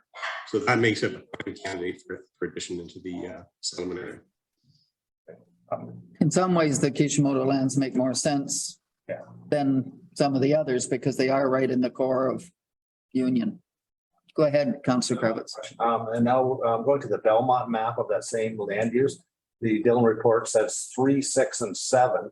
What happens to 5? I know they're waiting. That's it. If there's sewage allotment added, but 5 and 4, why are they not included? On the, I guess it'd be the southeast corner. I just don't understand why Dillon didn't acknowledge those areas. Go ahead, Kevin. Thank you, Madam Mayor, through you to Councillor Kravitz. 4 and 5 are actually part of a recently submitted plan of subdivision application that's currently before the municipality and the county. A report will be coming to council on that. I would suspect at the next meeting of council, but I believe that's why that wasn't included, because there's already applications in process on those on 4 and 5. Okay, thank you. Any other questions? One thing with the whole report on the residential and such for the whole county, I was at the Rural Initiatives Committee meeting, and everywhere in the county there's adequate supply. None of the municipalities are undersupplied with residential at present. Comes before county tomorrow. You've read the motion. Would you go ahead and call the vote, please? Councillor Rowe, Yes. Councillor Kravitz. Yes. Councillor Fair, Yes. Councillor Wynn, Yes, Deputy Mayor Marks. Yes. Mayor Martin, Yes, the resolution carries. and thank you. And it was nice to see you, Jim. We haven't seen you for a while. Not that we don't enjoy Kevin, but Well, I have a lot of faith in Kevin. I know he's doing a great job for you, but it is certainly nice to get back and see council every once in a while. So thank you for this opportunity. thank you. We'll see you at the public meeting or whatever, maybe. Okay, we're moving on to the next one, which is to amend the Township of Yarmouth bylaw for 43315 Roberts Line, Maple View Farm. Would you read the motion, please? Yes, Madam Mayor, the resolution reads, moved by Councillor Kravitz, seconded by Deputy Mayor Marks, that report CEP 3322, application to amend Township of Yarmouth bylaw 1998, technical revision 43315 Roberts Line, Maple View Farms be received. That council approve a revised draft amendment to the zoning bylaw to satisfy conditions of 2 residences surplus to a farming operation severance on lands located at 43315 Roberts Line, which may be legally described as concession 2. North Part Lot 7, Municipality of Central Elgin, and further that council pass a resolution that provides that proposed change to the amendment is minor and technical in nature, and that no further notice is required to be given. Any questions? If not, go ahead and call the vote, please. Councillor Rowe, Yes. Councillor Kravitz, No. Councillor Fair, Yes. Councillor Wynn, yes, Deputy Mayor Marks, Yes. and Mayor Martin. Yes, Resolution carries. thank you. And now we're looking at the Chief Administrative Officer's report on human resource policies. You read the motion first. Motion reads, Madam Mayor, moved by Deputy Mayor Marks, seconded by Councillor Kravitz, that report CO 2222, Human Resources Policy be received for information, and that staff be directed to bring forward a comprehensive human resources policy manual bylaw for council consideration. Further, that staff be directed to bring forward a bylaw to amend Appendix A of bylaw number 2436 for council consideration. Does anyone have any questions? Go ahead, Councillor Fair. It's one area where they talk about hiring relatives. I know they say, you know, husbands, wives, grandparents, uncles and so on. I'm just wondering, wouldn't it make sense to extend that to nephews and nieces and grandchildren? Mr. Shipway? Through you, Madam Mayor, we're required to have effectively a nepotism policy in place by the Municipal Act, and this policy remains completely unchanged from what's there before, and it was reviewed by the municipality's HR legal, and this is fairly standard for us. I think we also have to be cognizant that we don't work in a metropolitan area, that there's potential to have familiar relations within the workplace. So we're balancing those priorities. But again, this is a continuation of an existing policy that was completely unamended. Go ahead. Realize it wasn't that, but that I was just suggesting a change. And I'm just wondering how, because you're all of a sudden stopping, like if my sister has a child and I say, oh, well, we've just run across that with the cabinet in the provincial government where it's a nephew and it was questioned. I'm just wondering, does it not make sense to do that addition?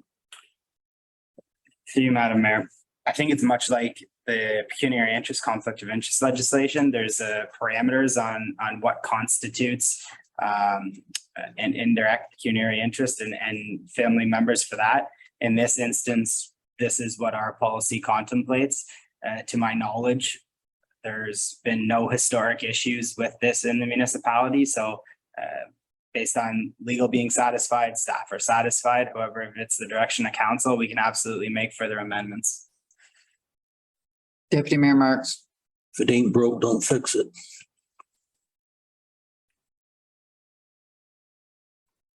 Go ahead, Councillor Fair. Last question in regards to that. Is there any necessity to declare the relationship at all? To you, Madam Mayor, yes, section 3.83 of that policy states that all employees are required to report relationships to the municipality that would make them in violation of the policy, and it goes on to dictate further actions. And then beyond that, the code of conduct section deals with anything that would be an issue there. And again, I just point out there has not been any issues about that. Because we do have some family members already that husband works in one department, wife works in a different one. We've had that in the past as well. Yeah, to you, Madam Mayor, I wouldn't again want to go into the personal information about No. my employees, but yeah, absolutely. And I have full confidence that any matters would be brought forward. Thank you.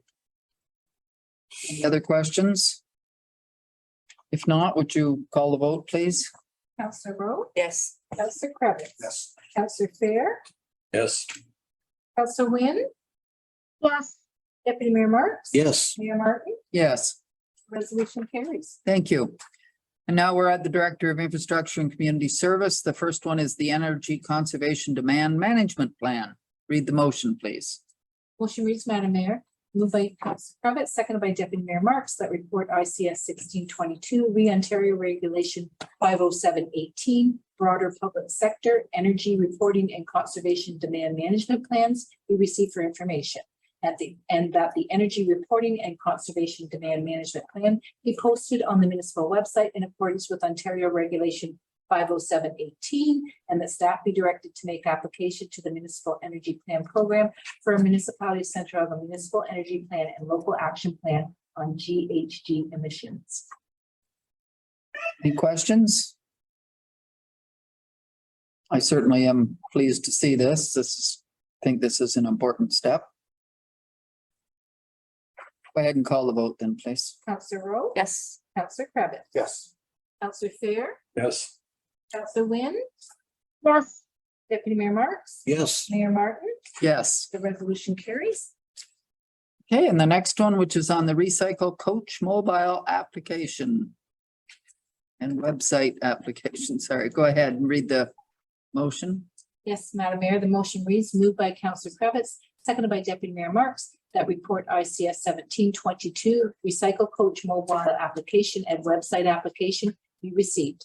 That staff be directed to complete the client intake form to offer this application to residents of Central Elgin. And I will say, Councillor Rowe and I heard about it at the environmental meeting. So it sounded like a good idea for a lot of people. Now go ahead and call the vote then. Councillor Rowe? Yes. Councillor Cravitz? Yes. Councillor Fair? Yes. Councillor Wynn? yes, Deputy Mayor Marks? Yes. Mayor Martin? Yes, Resolution carries. thank you. And the next one is the Collins Drain or Norton Drain update. Would you read the motion, please? Motion reads, Madam Mayor, moved by Deputy Mayor Marks, seconded by Councillor Cravitz, that report ICS 1822 Collins Drain, Norton Drain update be received as information, and that council appoint Brandon Winder of Street Associates Limited to prepare a report under Section 4 of the Ontario Drainage Act for a new municipal drain to be known as the Collins Drain. Thank you. Any questions? Call the vote, please. Councillor Rowe? Yes. Councillor Cravitz? Yes. Councillor Fair? Yes. Councillor Wynn? yes, Deputy Mayor Marks? Yes. Mayor Martin? Yes, Resolution carries. thank you. And now the one on the Vandenbrink Davis drain. Motion reads, Madam Mayor, moved by Councillor Cravitz, seconded by Deputy Mayor Marks, that report ICS 1922 Vandenbrink Davis Drain be received as information, and that council appoint Brandon Widner of Streets Associate Limited to prepare a report under Section 4 of the Ontario Drainage Act for a new municipal drain to be known as the Vandenbrink Davis Drain. Any questions? Call the vote. Councillor Rowe? Yes. Councillor Cravitz? Yes. Councillor Fair? Yes. Councillor Wynn?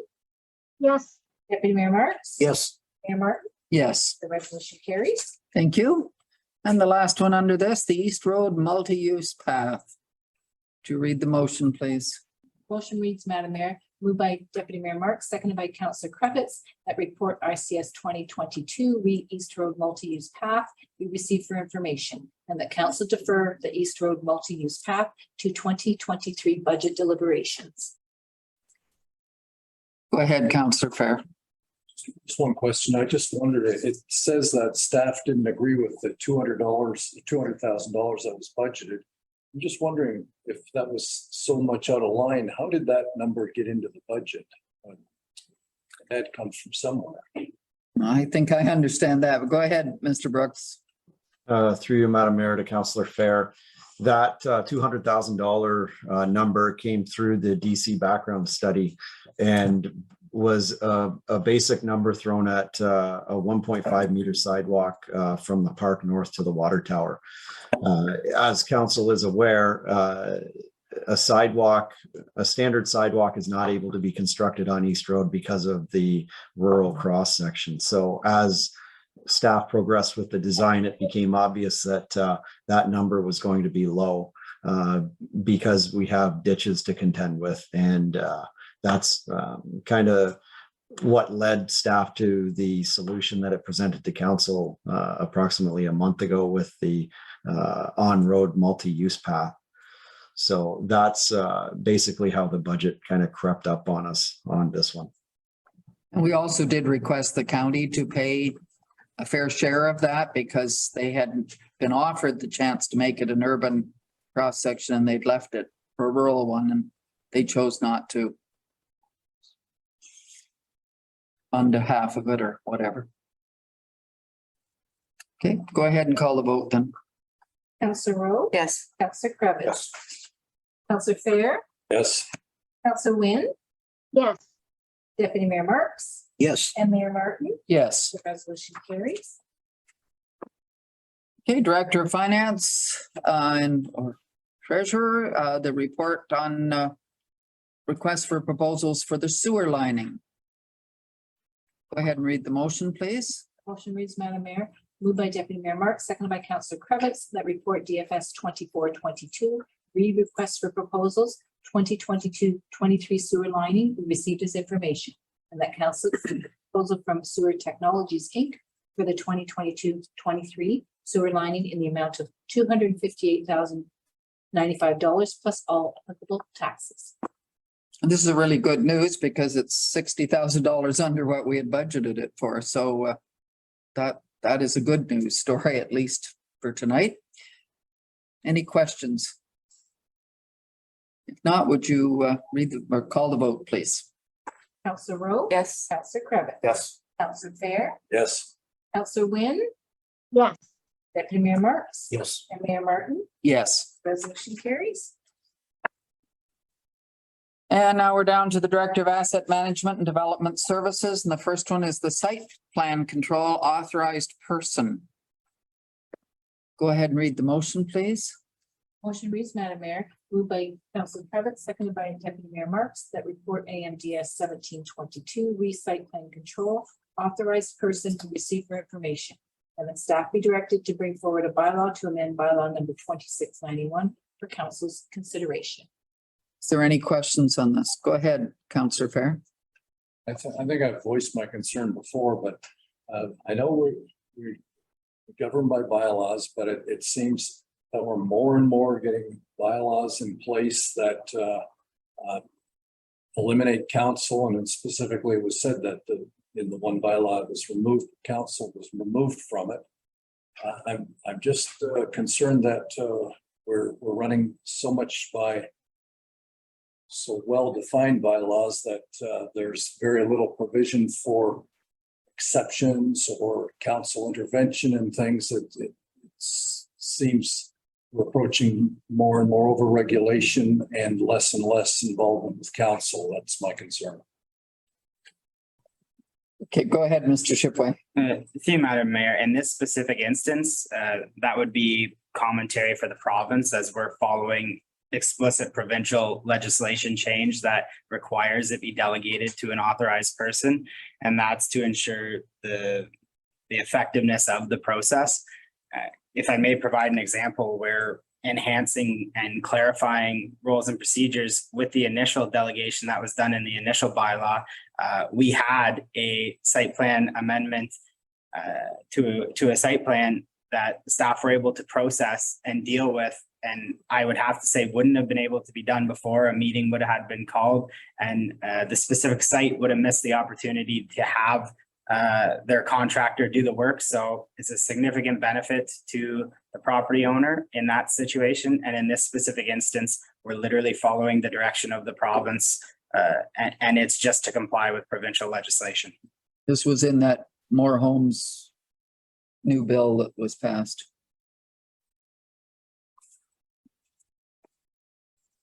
Call the vote, please. Councilor Rowe? Yes. Councilor Cravitz? Yes. Councilor Fair? Oh, Councilor Wynn? yes, Deputy Mayor Marks? Yes. Mayor Martin? Yes, The resolution carries.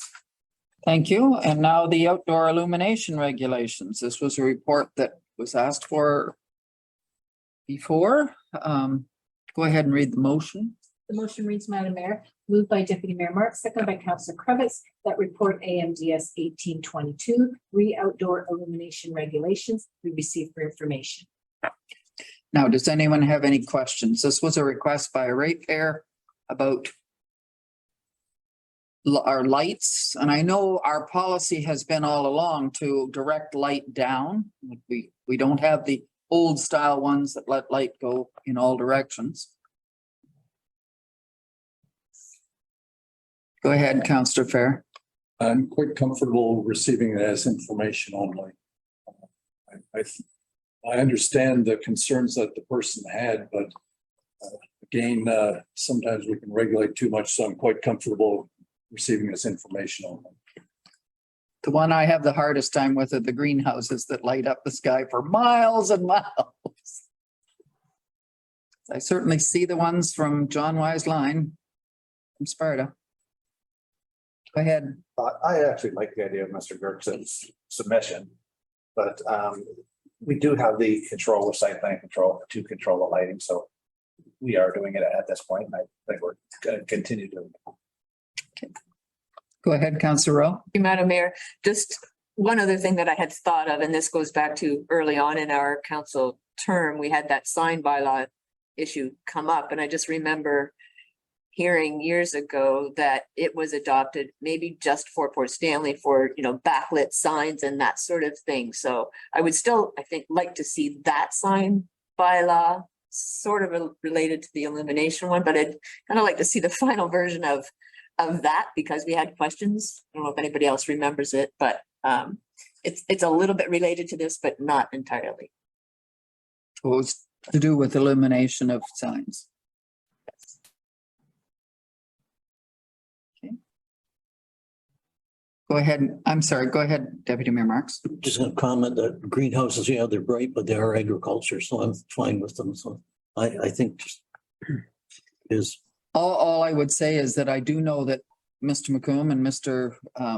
McClure, I don't know if Mr. McClure was involved, but I know Mr. McComb was when one was going in, proposed to go in Port next to Port Stanley.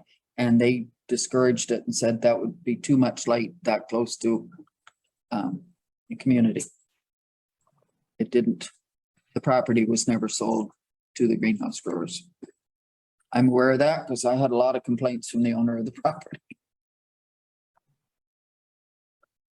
Go ahead and call the vote then, please. Councillor Rowe, Yes. Councillor Cravitz, Yes. Councillor Fair, Yes. Councillor Jenn, yes, Deputy Mayor Marks, Yes, Mayor Martin, Yes. resolution carried. And now we're looking at the bylaws. Is there any specific bylaw you want taken out or changed or different? Not, we'll be considering them all together. Yes. Just, Madam Mayor, for clarification, bylaw 2721 will be read separately just because there is a resolution for council to consider it to be minor in nature. Oh, That's okay, the report that Mr. McClure prepared. right. Okay, so we'll be doing bylaws 1 to 4. Go ahead, Councillor Fair. The bylaw 2720, could we just have that one separate? Certainly. So we'll do 4 and 5 separately.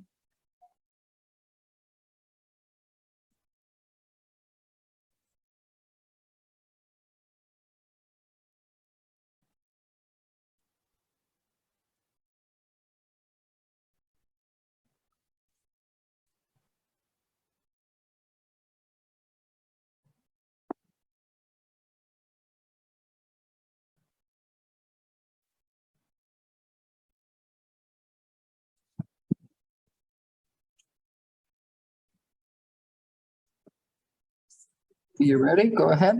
I'll remove 2720 from the main motion.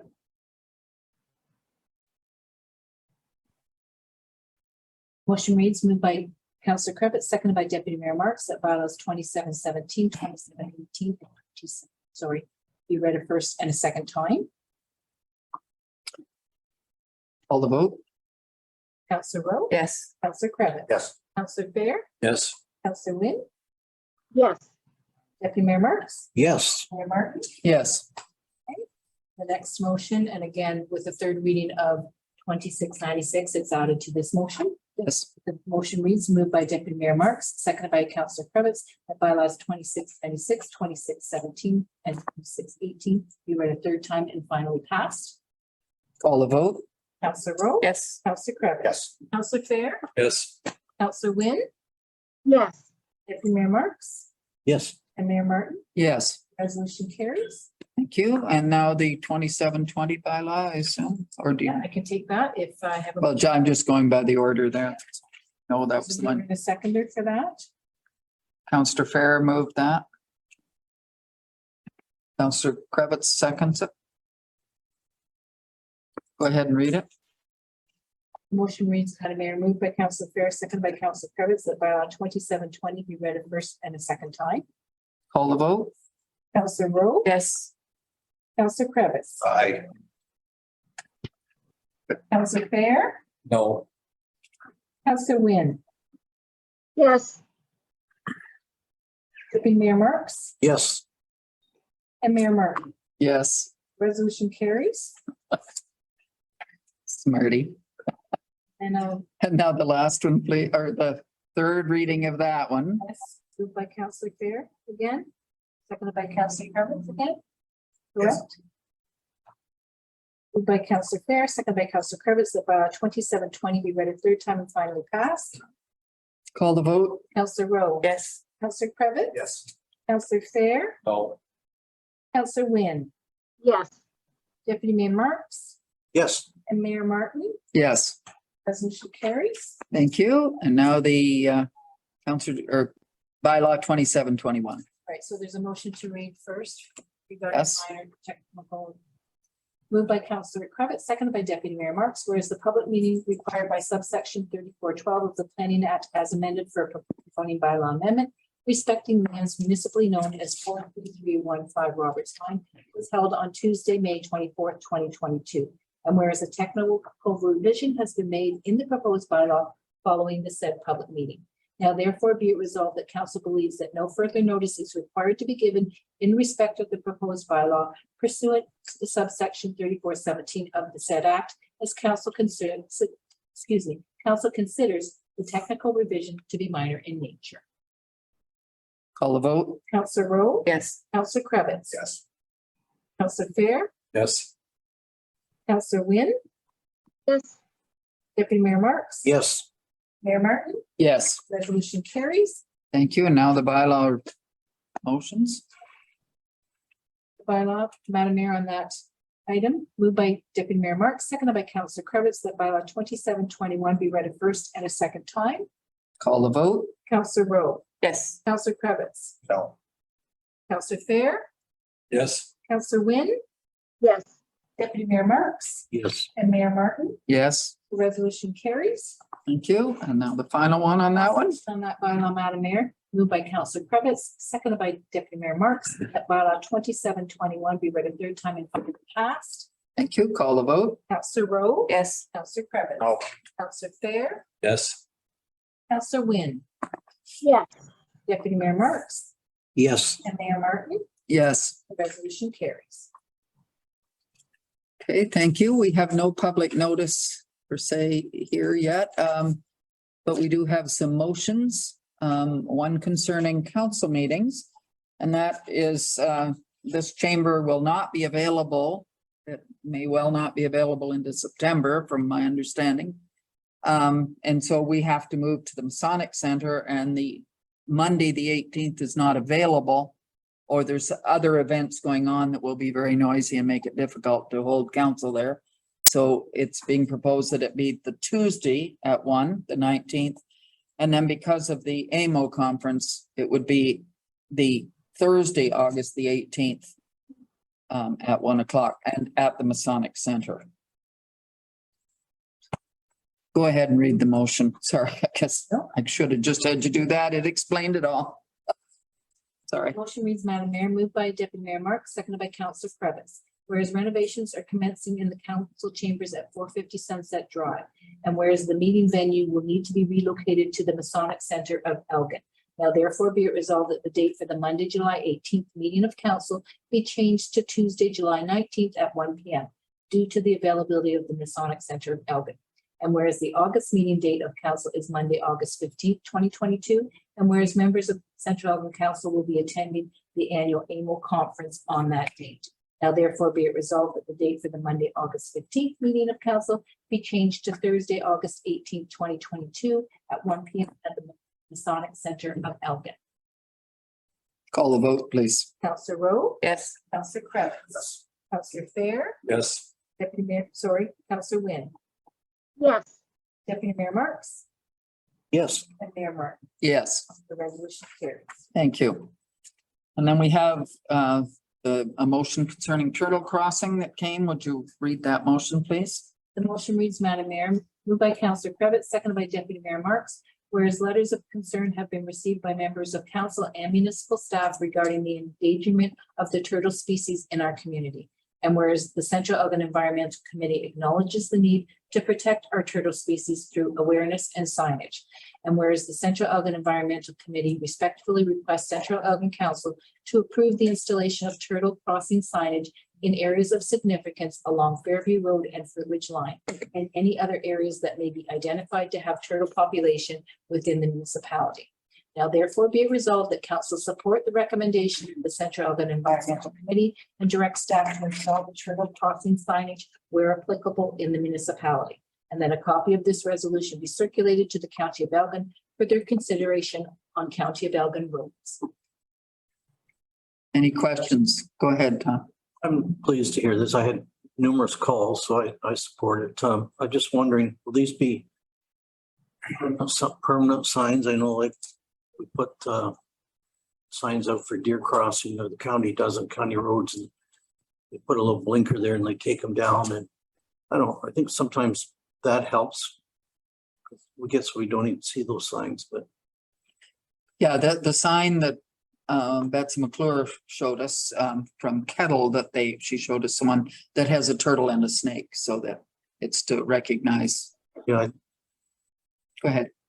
because that's what I was saying. We're saying just turtle, and I'm thinking, well, should we, there's one road up north of us, we always have the ducks crossing the road. We can't have signs up every corner everywhere, but yeah, if it's the turtle and snake, I've probably got it covered. It'll please most people, so. We have had requests from various people about this, and I've certainly seen run over turtles myself. Yes, go ahead. And it's just, like we keep crowding the wildlife out. So it's like, we shouldn't be surprised. They're just kind of doing their own business and we're zipping by them all the time, so. Any other questions, comments? Go ahead and call the vote. Councillor Rowe? Councillor Yes. Kravitz, Yes. Councillor Fair? Yes. Councillor Lemon? Yes, Deputy Mayor Marks? And Mayor Martin? Yes, Resolution carries. thank you. Does anyone else have any other business? Councillor Rowe has one and Councillor Fair has one and Councillor Kravitz. Okay, Councillor Rowe, you're good to go first. Yes, I'd like to make a motion to request slight further discussion on the amendment of the business district parking in Port Stanley. And by business district, I mean the pharmacy lot, for lack of a better word, and the surrounding area. Go ahead. I'll second that motion. Okay. Question. We certainly have had lots of requests. Anyone else have any comments on that before we're giving Diane a chance to write a motion here that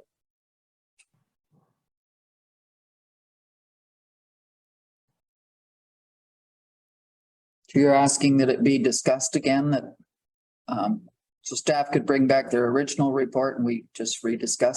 I have a draft resolution, if that is of any use. So if the first resolution though is just to discuss it. Okay.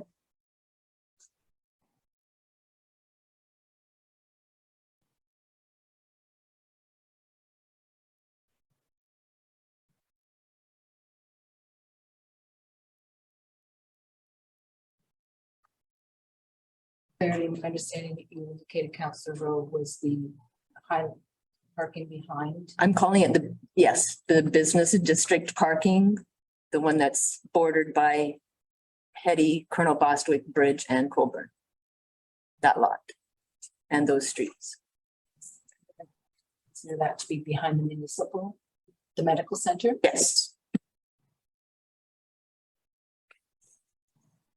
And And the streets and the streets, like that business district. That one lot and the business district.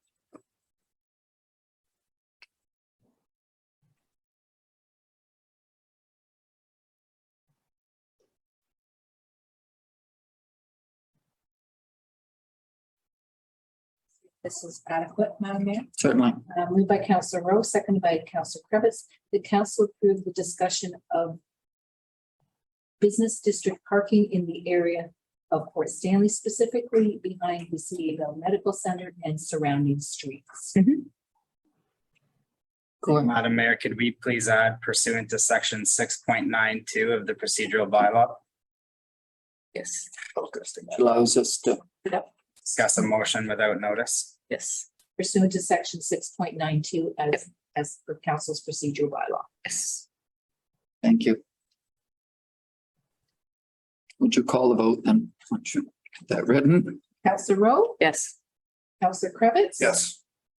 Counselor Fair, Yes. Counselor Wynn, yes, Deputy Mayor Marks, Yes. and Mayor Martin. Yes, Motion carries. thank you. So now we'll discuss that before we move on to others. Go ahead, Counselor Rowe. Yes, thank you, Madam Mayor. So it's been a very difficult first month of the parking, and I do understand that everything does take time to settle and adjust. But just given the various concerns, I guess, that people have had, there's residents, there's businesses, there are some economic development rationales out there too for some slight changes. So I had numerous discussions with a few people anyway, and I have basically two options. I don't know if I should just present them now. I would present them so that we can then see what the options are to discuss. It's just really one option with, it's either like a 3-day or a 4-day. So the proposal is to keep the signage and keep the paid parking lot, a paid parking lot. However, rather than enforcing it 7 days a week, enforce the 2-hour on-street parking and the paid parking, either just Friday, Saturday, Sunday, and Monday, or just Saturday, Sunday, and Monday. I guess the third option would be, or just Friday, Saturday, Sunday.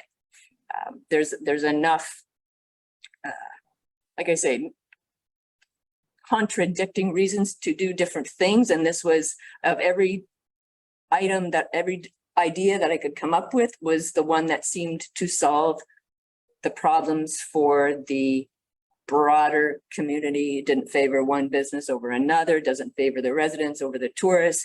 It's just recognizing the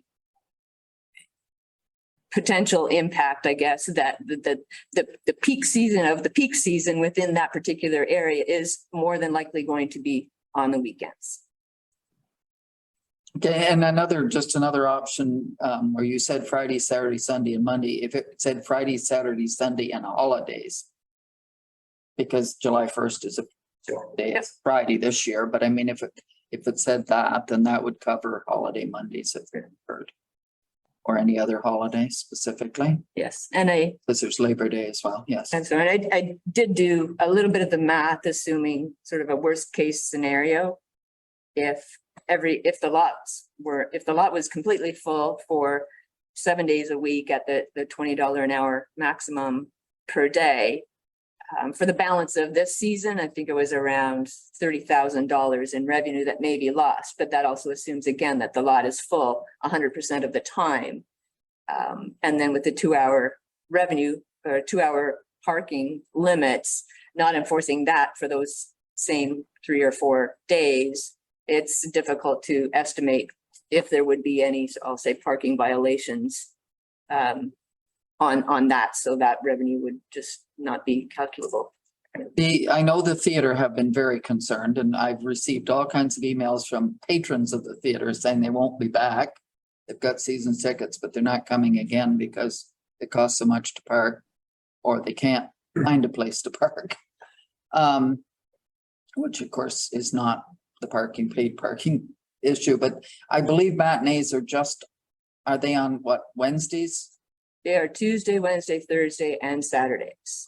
Oh, the matinees are all 4 days. Yes, and that's the biggest bulk of the issue there, and recognizing that there's other issues for other types of businesses there also. And so just to be clear, that the paid parking, I guess that decision would be to make it either 3 or 4 days over the weekend or holidays.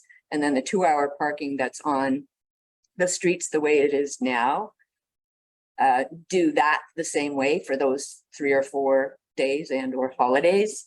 But leave main streets 2-hour parking as is because of its proximity to Little Beach. And because it's a slightly different scenario there. So that one would stay 7 days a week. Every other place would be just the 3 or 4 days.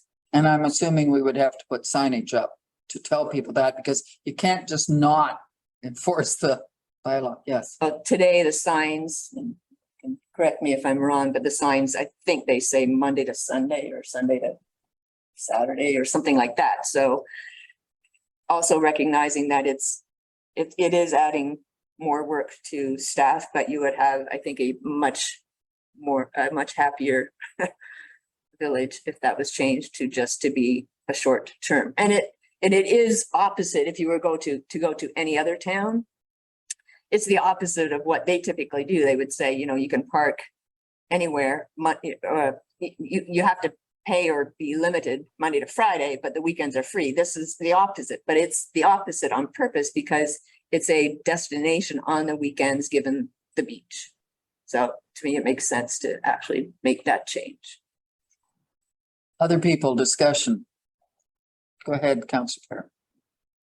I get a little nervous about selective enforcement. I know we have dogs on the beach and that doesn't seem to, you know, get enforced. But if we have a bylaw, we have to enforce it. I would go further. I would move back to the way it was before and say 7 days a week. There are other businesses besides the theater and other ones. They're in business 6-7 days a week, and I would like to just clear that area and say it's a business core and it should go back to the way it was without parking restrictions at all in that boundary area. So you mean no 2-hour parking restrictions, but the paid parking in the parking lot? No paid parking there either, the way it was before. Oh, you want the whole area changed? Councillor Rowe?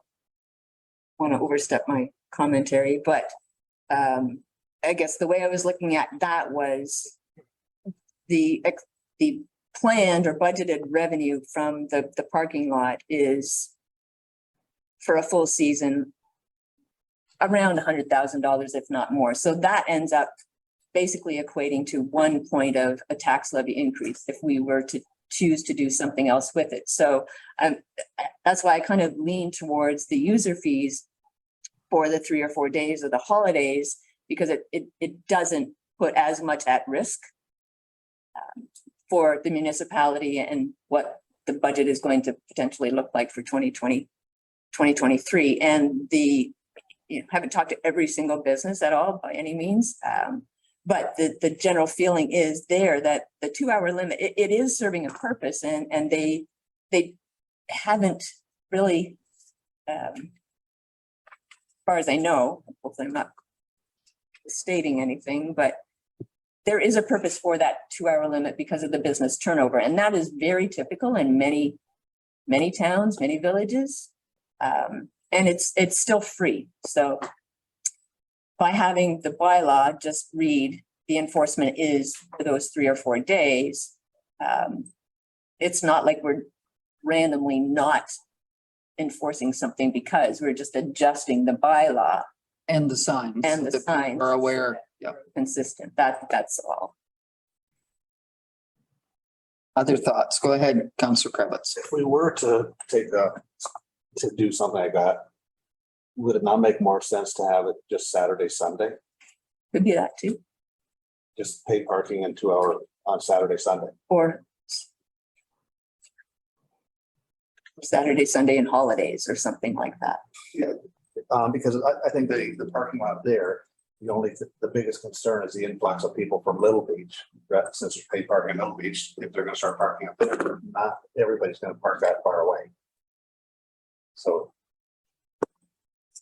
there's parking on by the post office. There's no 2-hour limit by the post office. People can park there. So- Yeah, and the thing that, I mean, we've just looked at this harbor master plan and the costs that we're going to be incurring over the next few years in Port Stanley. And I disagree. I think it's very important that the amenities, that some of that money definitely has to come from Port Stanley. And I think that's part of what this is all about, is to help offset the costs that we're going to be incurring in Port Stanley so that the taxpayers from all the rest of Central Elgin aren't heavily burdened by things that we're hoping to do. I know it's going to be a great park for all of Central Elgin and a great waterfront, but certainly the people of Port Stanley will benefit more and the tourists will benefit more than some of the other residents of Central Elgin, and that's why the paid parking, I think, is supposed to offset that and help with that. Go ahead now, Councillor Wynn, you were next, and then Deputy Mayor Marks. Thank you. I appreciate Councillor Rowe's work with this, because I think we need to do something, and I appreciate all the work that staff put into this originally for us. But I think we really do need to hear the concerns of the public, and I'm not sure where the right mix is with whether just Saturday, Sunday, long weekends or what, but I really do feel that we need to finesse this so that we don't turn away business for our businesses, right? They've, for the Festival Theatre, who, hasn't been able to do anything for 2 years, and then having the ability to open its doors and then having patrons upset because of how parking is affecting them, and the many other things we've heard. So again, I'm not sure what the exact fix is, but I do believe we need to do something. I do know the county approached me, the libraries, and that was a concern. And I know the county have just said that they're going to pay their staff the $100 for a parking permit, so that they're going to pay that for all their, because they have a lot of part-time staff that are there more than 2 hours at the library. But they were concerned about that and approached me, but I spoke with Mr. Michelli and he's going to deal with that. Other comments? Deputy Mayor Marks, you were next, sorry. I remember distinctly the night we passed, as I asked the question, this is a living document. We have the ability to make changes. So I recognize that. But my God, if we do it again, we acted on this, the request, the advice of the BIA. So if we make this change, are we ignoring them? And I fully get that. I've had many calls from the Festival Theatre as well. And I know we have a problem, but a lot of these problems can be solved by that $100 purchase of the annual pass. I will abide by any changes that council wants to make, but we're reacting. And, like you said earlier, we've only been at this literally a month. I'm very concerned about the theater. And, but one thing we have to do is keep it simple, because I hear this continually, that our system is not simple. We had a couple of ladies who was in here earlier today at the desk. Apparently some handicap parking spots across the province are free, some aren't. And they're complaining that we should have signs saying you must pay.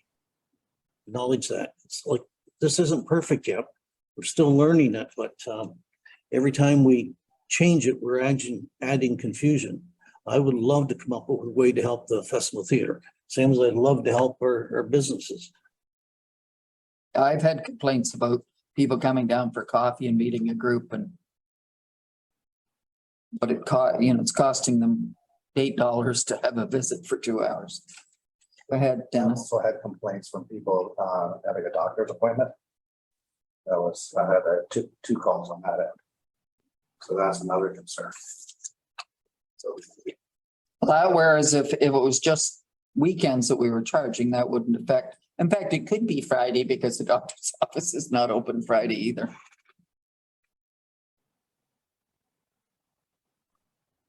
What are your thoughts? Been hearing quite a few different ones. Do you want to vote on this motion or Colleen, do you want to make this motion that you have? Have you decided the exact wording? Then we could vote on it. We've had some discussion, so we just see what people want. I did draft up a resolution in my own little way. Do you want me to read it then?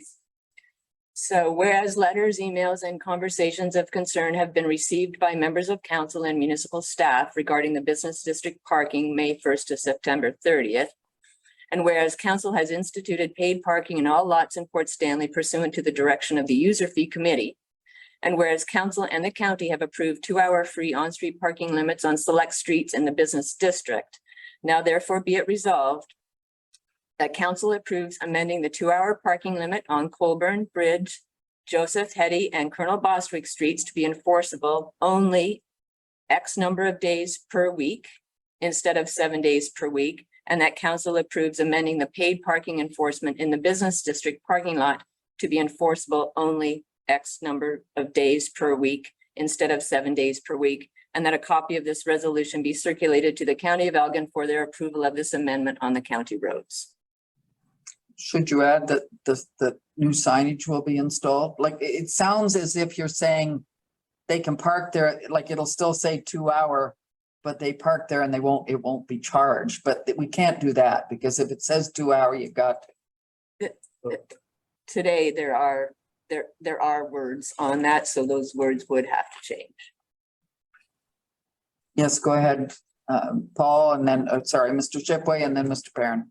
To you, Madam Mayor, staff are happy to carry out whatever direction council provides, and we'll do it as expeditiously as possible. However, as this is the first time we're hearing about this, it's difficult to contemplate all the potential changes required.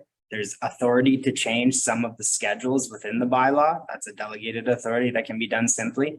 However, at first blush, there's at least 4 provisions within the text of the bylaw that will require a regulatory bylaw amendment to implement said changes. And we would need time to review that with legal, as it may throw into question the validity of other provisions and the ability to enforce other paid parking provisions within the bylaw, unless that formal regulatory bylaw amendment is brought forward.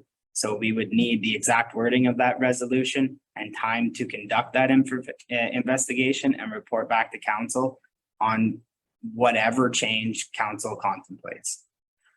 And then also to come back with the implications in regards to signage and figuring out what we have to do there. You know, the first blush on the motion is that it's going to be complex and nuanced to explain to stakeholders within the community. We're happy to figure that out, but we would need that information and some time to conduct that investigation. Mr. Perrin. Any revisions to signage would take 4 to 6 weeks. That's how long it took to get the signs that are up now. That's why it took so long to be able to start enforcing the bylaw as council passed, because we didn't have the proper signage up to be able to enforce it. I know one other suggestion that I believe Councillor Rowe and the Festival Theatre had looked at was possibly getting a permit that from the theater, that they would get it and put it in their car, and that car wouldn't be charged if they went over the 2 hours or whatever. But I know that is very complicated too, and it won't work because I know our things are it's an app and it's all geared on your license plate number, and that would be impossible for people. Go ahead. And thank you, Madam Mayor, but that doesn't resolve The corresponding issues, and it focuses only on one business. And I think it would be better to make a general adjustment that impacts the multiple. Well, and it almost sounds, I would say, from what Mr. Shipway said and what Mr. Perrin said about signage, that we might not be able to change this year, that we might look at having it changed. Or it's going to be certainly not till the end of August before we can change it because of the signage, et cetera, and legal and all the things that we need to do if we're going to change it now. Mr. Shipway? To you, Madam Mayor, I just want to reiterate, staff are not serving as impediments. We're just trying to make council aware of the requirements to process these changes, and we're happy to carry that out as quickly as we possibly can.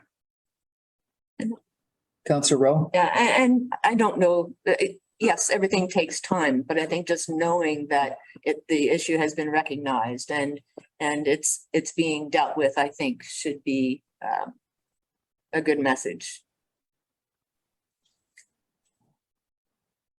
So, Mr. Shipway, you're saying that before we vote on a motion like Councillor Rose, that it should go before legal, or should we vote on that and then it go to legal? Through you, Madam Mayor, council's obviously at any time can make any resolution it would like. I'm just communicating that a resolution does not supersede the regulatory bylaw. The regulatory bylaw has to be amended, so that resolution would, you know, trigger a review and hopefully at the next meeting of council, although I don't know how realistic that is, an amendment to the traffic bylaw. Potentially, depending on what the resolution says. And that's understood. I recognize that it's not an easy thing to do, but I think it's the right thing to do. Fiona?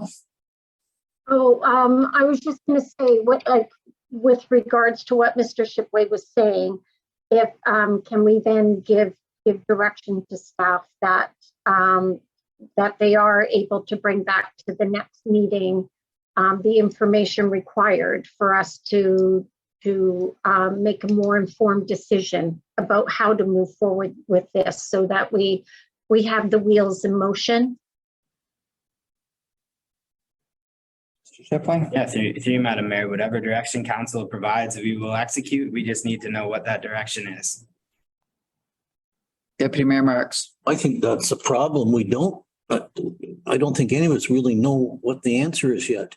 And if we defer it to the next meeting, then we're into more than halfway through July. And you get the 4 to 6 weeks to get the signs and then get staff out there to do it. You know what? We're on the doorstep of Labor Day. And what's the point? I want to get this and get it right. But, you know, I'd only be, it's like taking a poke. I don't know what the answer is. I'm listening to people. I acknowledge that there's some very disgruntled people, and I think their concerns are genuine, and I'd like to help them. But I don't think we have enough knowledge yet to figure that out yet, because we can make this change. We're not even sure. I don't have that comfort level that it'll be a good change. Councillor Wynn?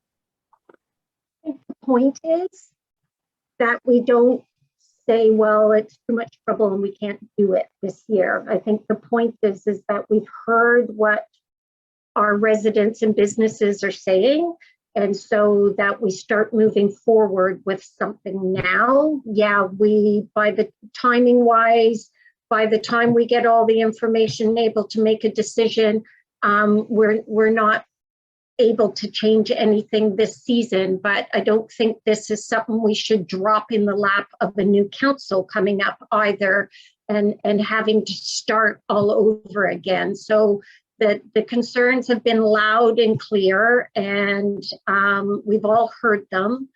There's been enough discussion here that we can sort of see moving forward with something. So why not get the ball moving? And yeah, at least we can tell residents. That's the one thing we keep hearing, that we're not hearing them. Well, we're hearing you. And so yes, let's keep moving forward with this and not kick it down the road for the next council. Thank you. Councillor Kravitz? Our next meeting is July the 18th. 19th now. Would it be possible to form a small committee and have a recommendation come forward at that meeting that could be instilled almost immediately with changes of the bylaw? But did it have to go to legal first and then the bylaw? So you're saying the committee meet and give the information to staff to take to legal, et cetera, before it comes to council again? Is that feasible, Mr. Shipway? Through you, Madam Mayor, I think it's easiest to say whatever council decides on this matter, we're happy to carry out. Going back to the commencement of this entire process, staff and the user fee committee drew on council's strategic plan for this term of council to identify and pursue non-tax funding sources. If council would like to make alterations to the parking provisions, we just need you to tell us what those are. and we're happy to carry those out.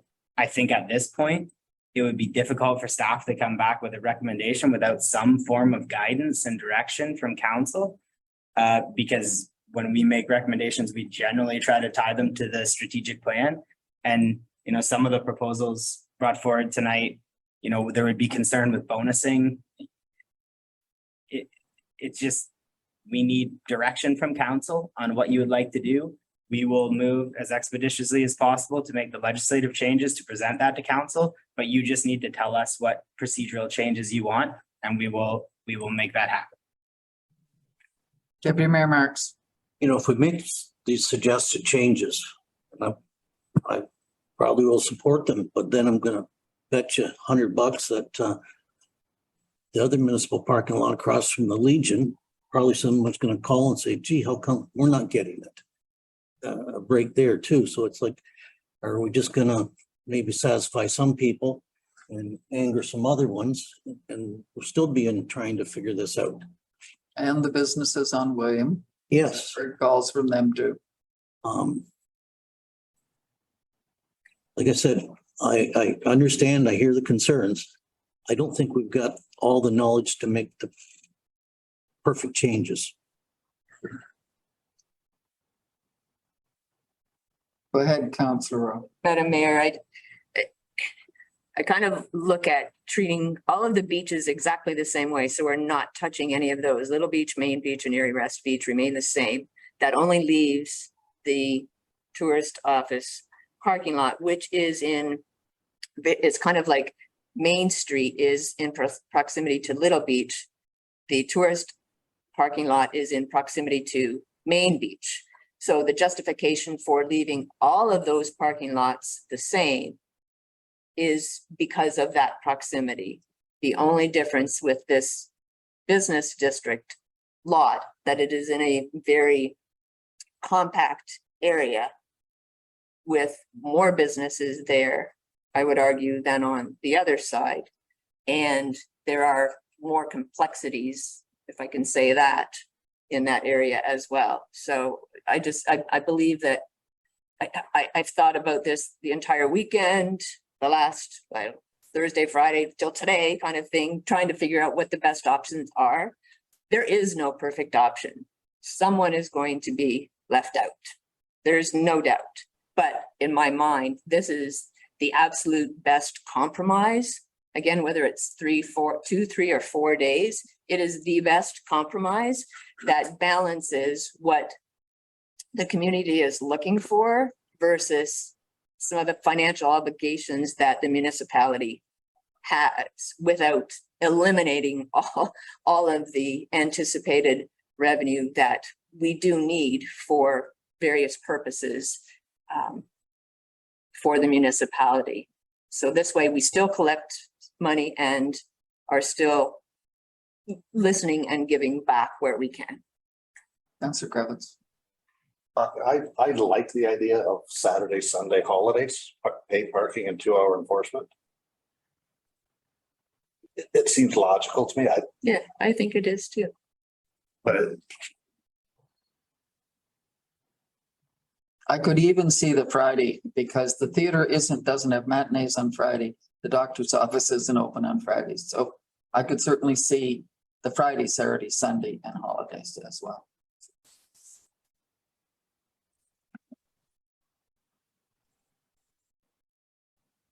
Do we want to adopt Colleen's motion with those specific days? Or I shouldn't, do we want to put it to a vote, not adopt it? Do you want to put it to a vote? Councillor Wynn.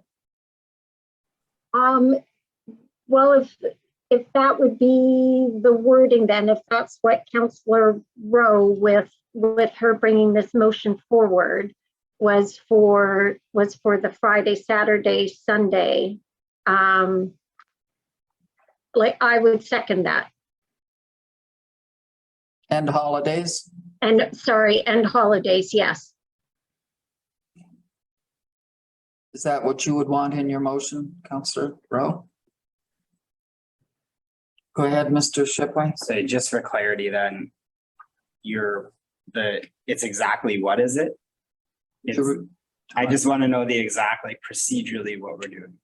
We're going to charge and enforce 2-hour parking and charge parking in the parking lot Friday, Saturday, Sunday, and holidays. Okay, we don't charge for 2-hour parking on the road. No, but we will not limit the 2-hour parking. Can I say it a little differently? Yes, go ahead. Thank you. It's the 2-hour parking is enforceable only on Friday, Saturday, Sunday, and holidays.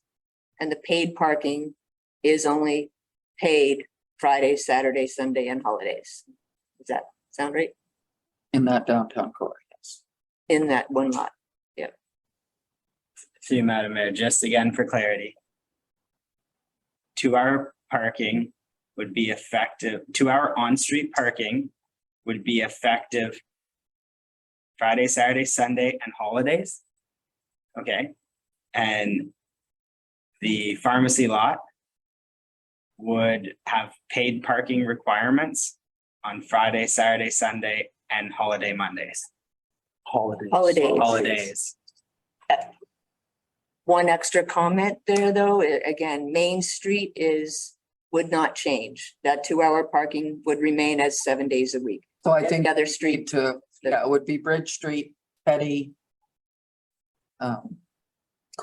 Colonel Bostwick Colburn, and Colburn. and that- Joseph Street, yeah. The one thing I was a bit surprised that the county adopted Colburn for 2-hour parking all the way to Warren Street. Because I think our idea was in the business core.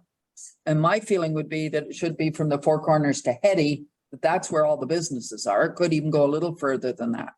But to me, it didn't make any sense to limit it to 2 hours all the way to Colburn or all the way to Warren. Go ahead. Hours would that be between? Still the 10 to 5. Same hours, 10 to 5. 5, yeah, nothing changes. The rate doesn't change, the time doesn't change. Sure that the 10 to 5 hours were specified so people know outside those hours. Right. Good. Diane, do you want the exact wording of this motion? Again, if Madam Mayor, Councilor Rowe has read her motion. Yes. I don't know if it's, if she changes the motion to the exact. And we read it again, and I do the recorded vote on that. Let that handle this. Yes.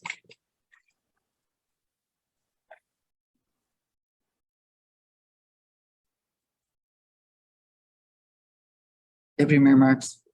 Like I said, I feel for the merchants. I've had the calls, but this doesn't sound very simple to me. No. And that's we're complicating it. We spent a month trying to get those frequently answered questions. So people are starting to get the message. Now we're changing the rules. And I don't have the comfort level watching Mr. Shipway. I can see his head swirling around. Is this legal? We're complicating his life. And, you know, I'm at ill at ease here. I would love to solve the parking issues for the merchants. But I'll tell you, I don't want to make it worse. I would hate to read you the one email I received from one person who came down for a coffee break with their friends. They just thought they'd pay $2. They didn't realize it was $4 an hour and they were there almost 2 hours, et cetera. So they got a parking ticket. They didn't object. They paid the parking ticket, but they wanted us to put up a sign at the entrance to Port Stanley, most unfriendly place for visitors to come. Which is why we need to clarify and keep it simple. I don't think this is going to make it any simpler. I don't see an issue. I think to me, it's fairly clear. It's just a matter of, you know, getting the signage and getting the bylaw passed and all that. It's going to take a while, but.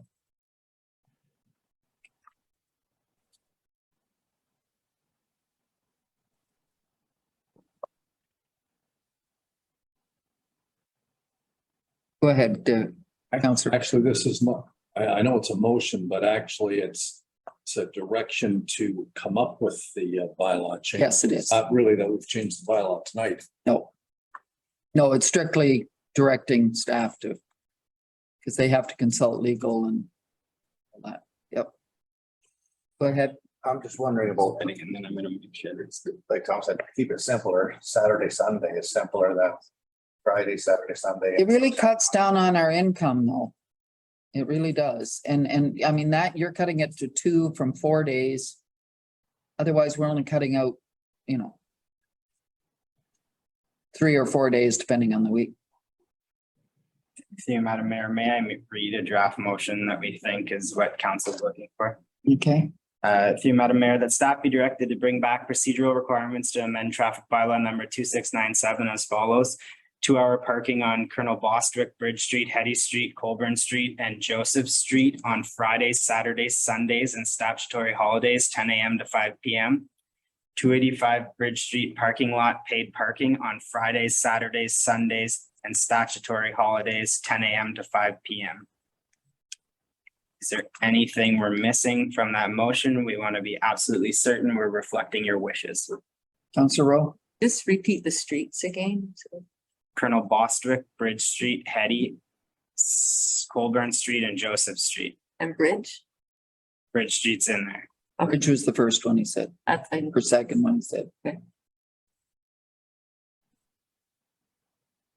Okay, so yes, go ahead. I would like to clarify something. So through you, Madam Mayor, if it's determined that some of these alterations can be made through the delegated authority within section 2.5 of the traffic bylaw, are we to immediately proceed with said amendments, or do you want it to come back in July regardless? I would say proceed. That my thought would be proceed if it's within your delegated authority we would delegate the authority for you to do so.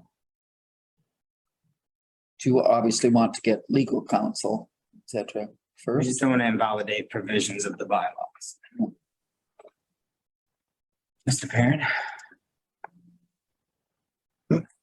Signage is gonna be an issue, so it's gonna take 4 to 6 weeks. And that's how long it took the last time, and that's what I was calling them every other day.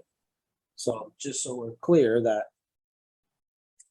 I would just take all the signs down and have a free-for-all for 4 or 6 weeks. Councillor Rowe? I would suggest leaving everything as is, but the message is out there that changes will be made. It's just a matter of time. Right, that makes sense to me. Okay with, We're comfortable with council's direction. we've heard Mr. Shipway read the motion now, so you prepared to vote at this point? Everyone okay with the motion? All right, go ahead and call the vote then, Mrs. Wilson. Okay. I'm sorry, Mr. No, Shipway. I'm adding, I would like to add, and that staff be directed to proceed with any amendments permitted pursuant to section 2.5 of the bylaw. I think it's going to be very important too that people on Main, the business on Main, and as you say, the parking lot where the Legion people park, et cetera, they need to know we're not going to reconsider any of that. Somehow we need to get that message out there that we don't want, we can't keep amending this over and over again. Yes, thank you, Madam Mayor. That is the point. This is the change. It should be consistent from here on in. But what I did want to say was the chair of the BIA has taken a beating over all of this as well. And he is, perhaps we'll find out tomorrow,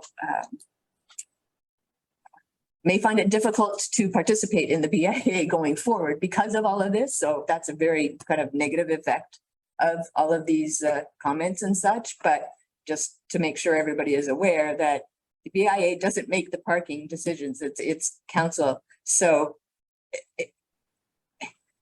if you hear of any of those comments, it's like, please help the public understand that it's not the BIA. The BIA submitted the 2-hour parking limit request because they were concerned post-COVID to make sure that they get the turnover that they need. Very logical request.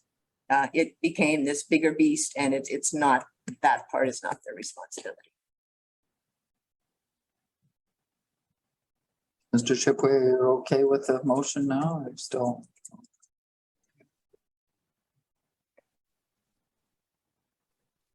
Madam Mayor, I'd be more comfortable if I reread it one more time. Certainly. To you, Madam Mayor, the staff be directed to bring back procedural requirements to amend traffic bylaw number 2697 as follows.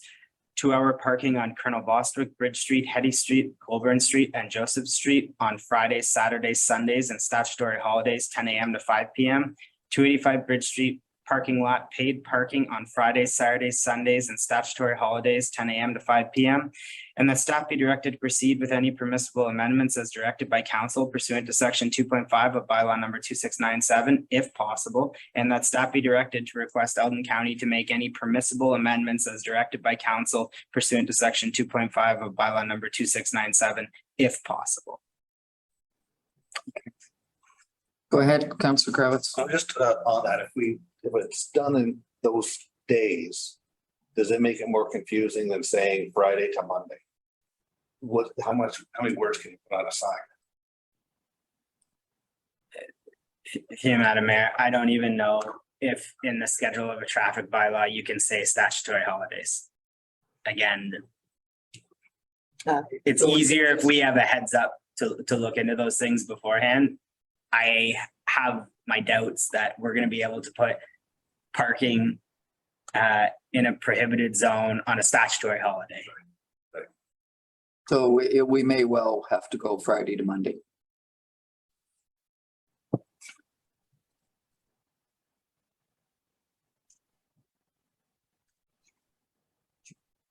Are you okay with the motion now? Or are you switching it to Fridays to Mondays? Through Madam Mayor, I will not do anything unless directed by council. But you can come back with would you prefer people to put Friday to Monday rather than naming statutory holidays? That's fine with me. So you're the mover of the motion. I believe Fiona was the seconder. Is that okay with you? Yes, it is. Fridays, Saturdays, Sundays, and Mondays. Yes. Okay. Okay, now is everybody aware of the motion totally? All right. Now we'll let Diane call the vote. Counselor Rowe, Yes. Counselor Kravitz. Yes. Counselor Fair, Yes. Counselor Wynn, Yes, Deputy Mayor Marks, Yes. and Mayor Martin. Yes, So she carries. thank you. We still have two other businesses. Counselor Fair, you were next, and then Counselor Kravitz. I just wanted to draw to everyone's attention that we just lost a very active citizen from our community, Stan Boots, from the old Lyndhurst area. He was a very strong community rep and loved the community and did everything he possibly could to make it better for his neighbors and everyone around. And he will be greatly missed. Thank you. Counselor Kravitz. Sorry about that. What I want to bring up is the light posts in Sparta area. I had some businesses contact me about the light post that there's no hanging flower baskets in Sparta, which is a tourist town. Yeah, we have them in Belmont and Port Stanley. The logistics of maintaining the flowers, and we have to order the flowers a long time in advance. It's not something I'd like to see asked for this year, but if it's something that perhaps we could look into the budget for next year to possibly for a beautification for Sparta, the posts are set up to handle the hanging baskets and banners. So it's just something that I counsel to consider that we bring this up into next year's budget. I had some discussion with Mr. Brooks. We have a watering of the flowers in Port Stanley. We have to do it from a truck, and there's a trailer in Belmont.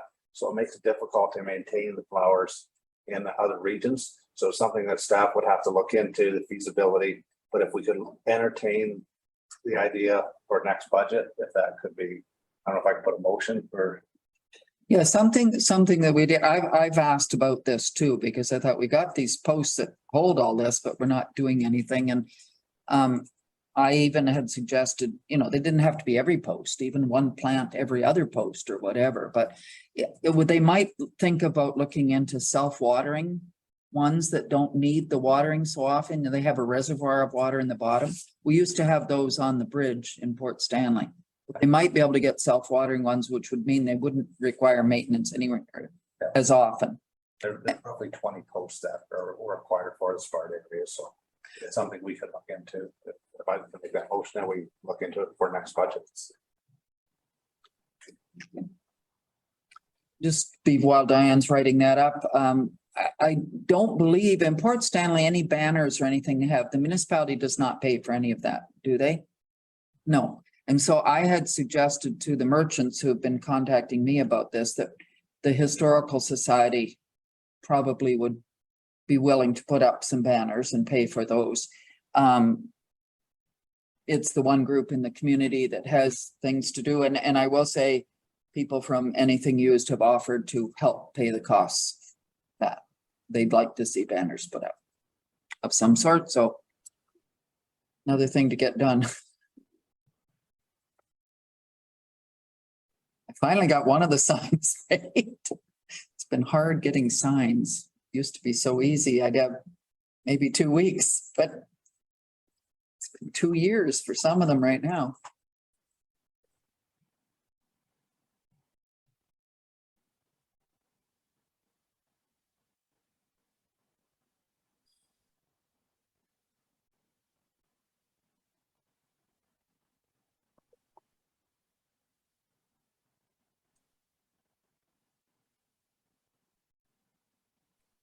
Motion, Diane, or, okay, would you read it? Draft motion reads, moved by Councillor Cravitz, seconded by Councillor Fair. The council directs staff to investigate for the 2023 budget, placing hanging floral baskets in the community of Sparta on approximately 20 poles. And Councillor Rowe? Yes. Councillor Cravitz? Yes. Councillor Fair? Yes. Councillor Wynn? Yes. Deputy Mayor Marks? Yes. And Mayor Martin? Yes, Resolution carries. thank you. So is that all the other business? Done it all, and I am sorry about Stan. Stan was a good community supporter. He very much was, and I'm sorry to hear of his passing.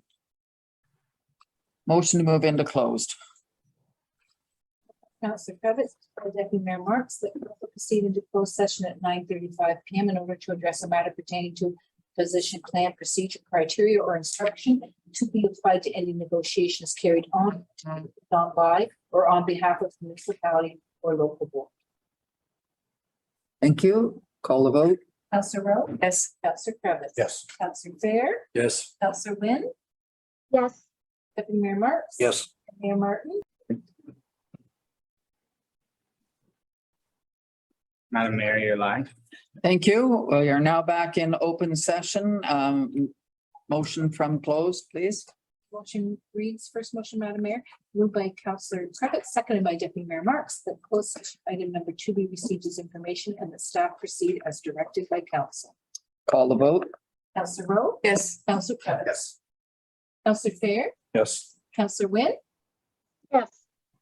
Deputy Mayor Marks? Yes. And Mayor Martin? Yes. Resolution carries. The second motion from closed. Next motion, Madam Mayor, moved by Deputy Mayor Marks, seconded by Councillor Cravitz, that closed session item number 3 be received as information and that staff proceed as directed by council. Call the vote. Councillor Rowe? Yes. Councillor Cravitz? Yes. Councillor Fair? Yes. Councillor Wynn? Yes. Deputy Mayor Marks? Yes. Mayor Martin? Yes, Resolution carries. thank you. Confirmatory bylaw. Motion reads, Madam Mayor, moved by Councillor Cravitz, seconded by Deputy Mayor Marks, that bylaw 2719 be read a first and second time. Call the vote. Councillor Rowe? Yes. Councillor Cravitz? Yes. Councillor Fair? Yes. Councillor Wynn? Yes. Deputy Mayor Marks? Yes. And Mayor Martin? Yes, Resolution carries. thank you. And the final confirmation bylaw motion. Sorry, motion reads, Madam Mayor, moved by Deputy Mayor Marks, seconded by Councillor Cravitz, that bylaw 2719 be read a third time and finally passed. Call the vote. Councillor Rowe? Yes. Councillor Cravitz? Yes. Councillor Fair? Yes. Councillor Wynn? Yes. Deputy Mayor Marks? Yes. And Mayor Martin? Yes, Resolution carries. and the final motion. Motion reads, Madam Mayor, moved by Councillor Cravitz, seconded by Deputy Mayor Marks, that the regular meeting of council begins on date June 2022, be adjourned at 9:56 p.m. The next regular meeting is scheduled for Tuesday, July the 19th, 2022, at 1 p.m. at the Masonic Center of Elgin. Thank you. Call the vote. Councillor Rowe. Yes. Councillor Cravitz. Yes. Councillor Fair. Yes. Councillor Wynn. Yes. Deputy Mayor Marks. Yes. Mayor Martin. Yes, Resolution carried. thank you. Thank you. We're adjourned.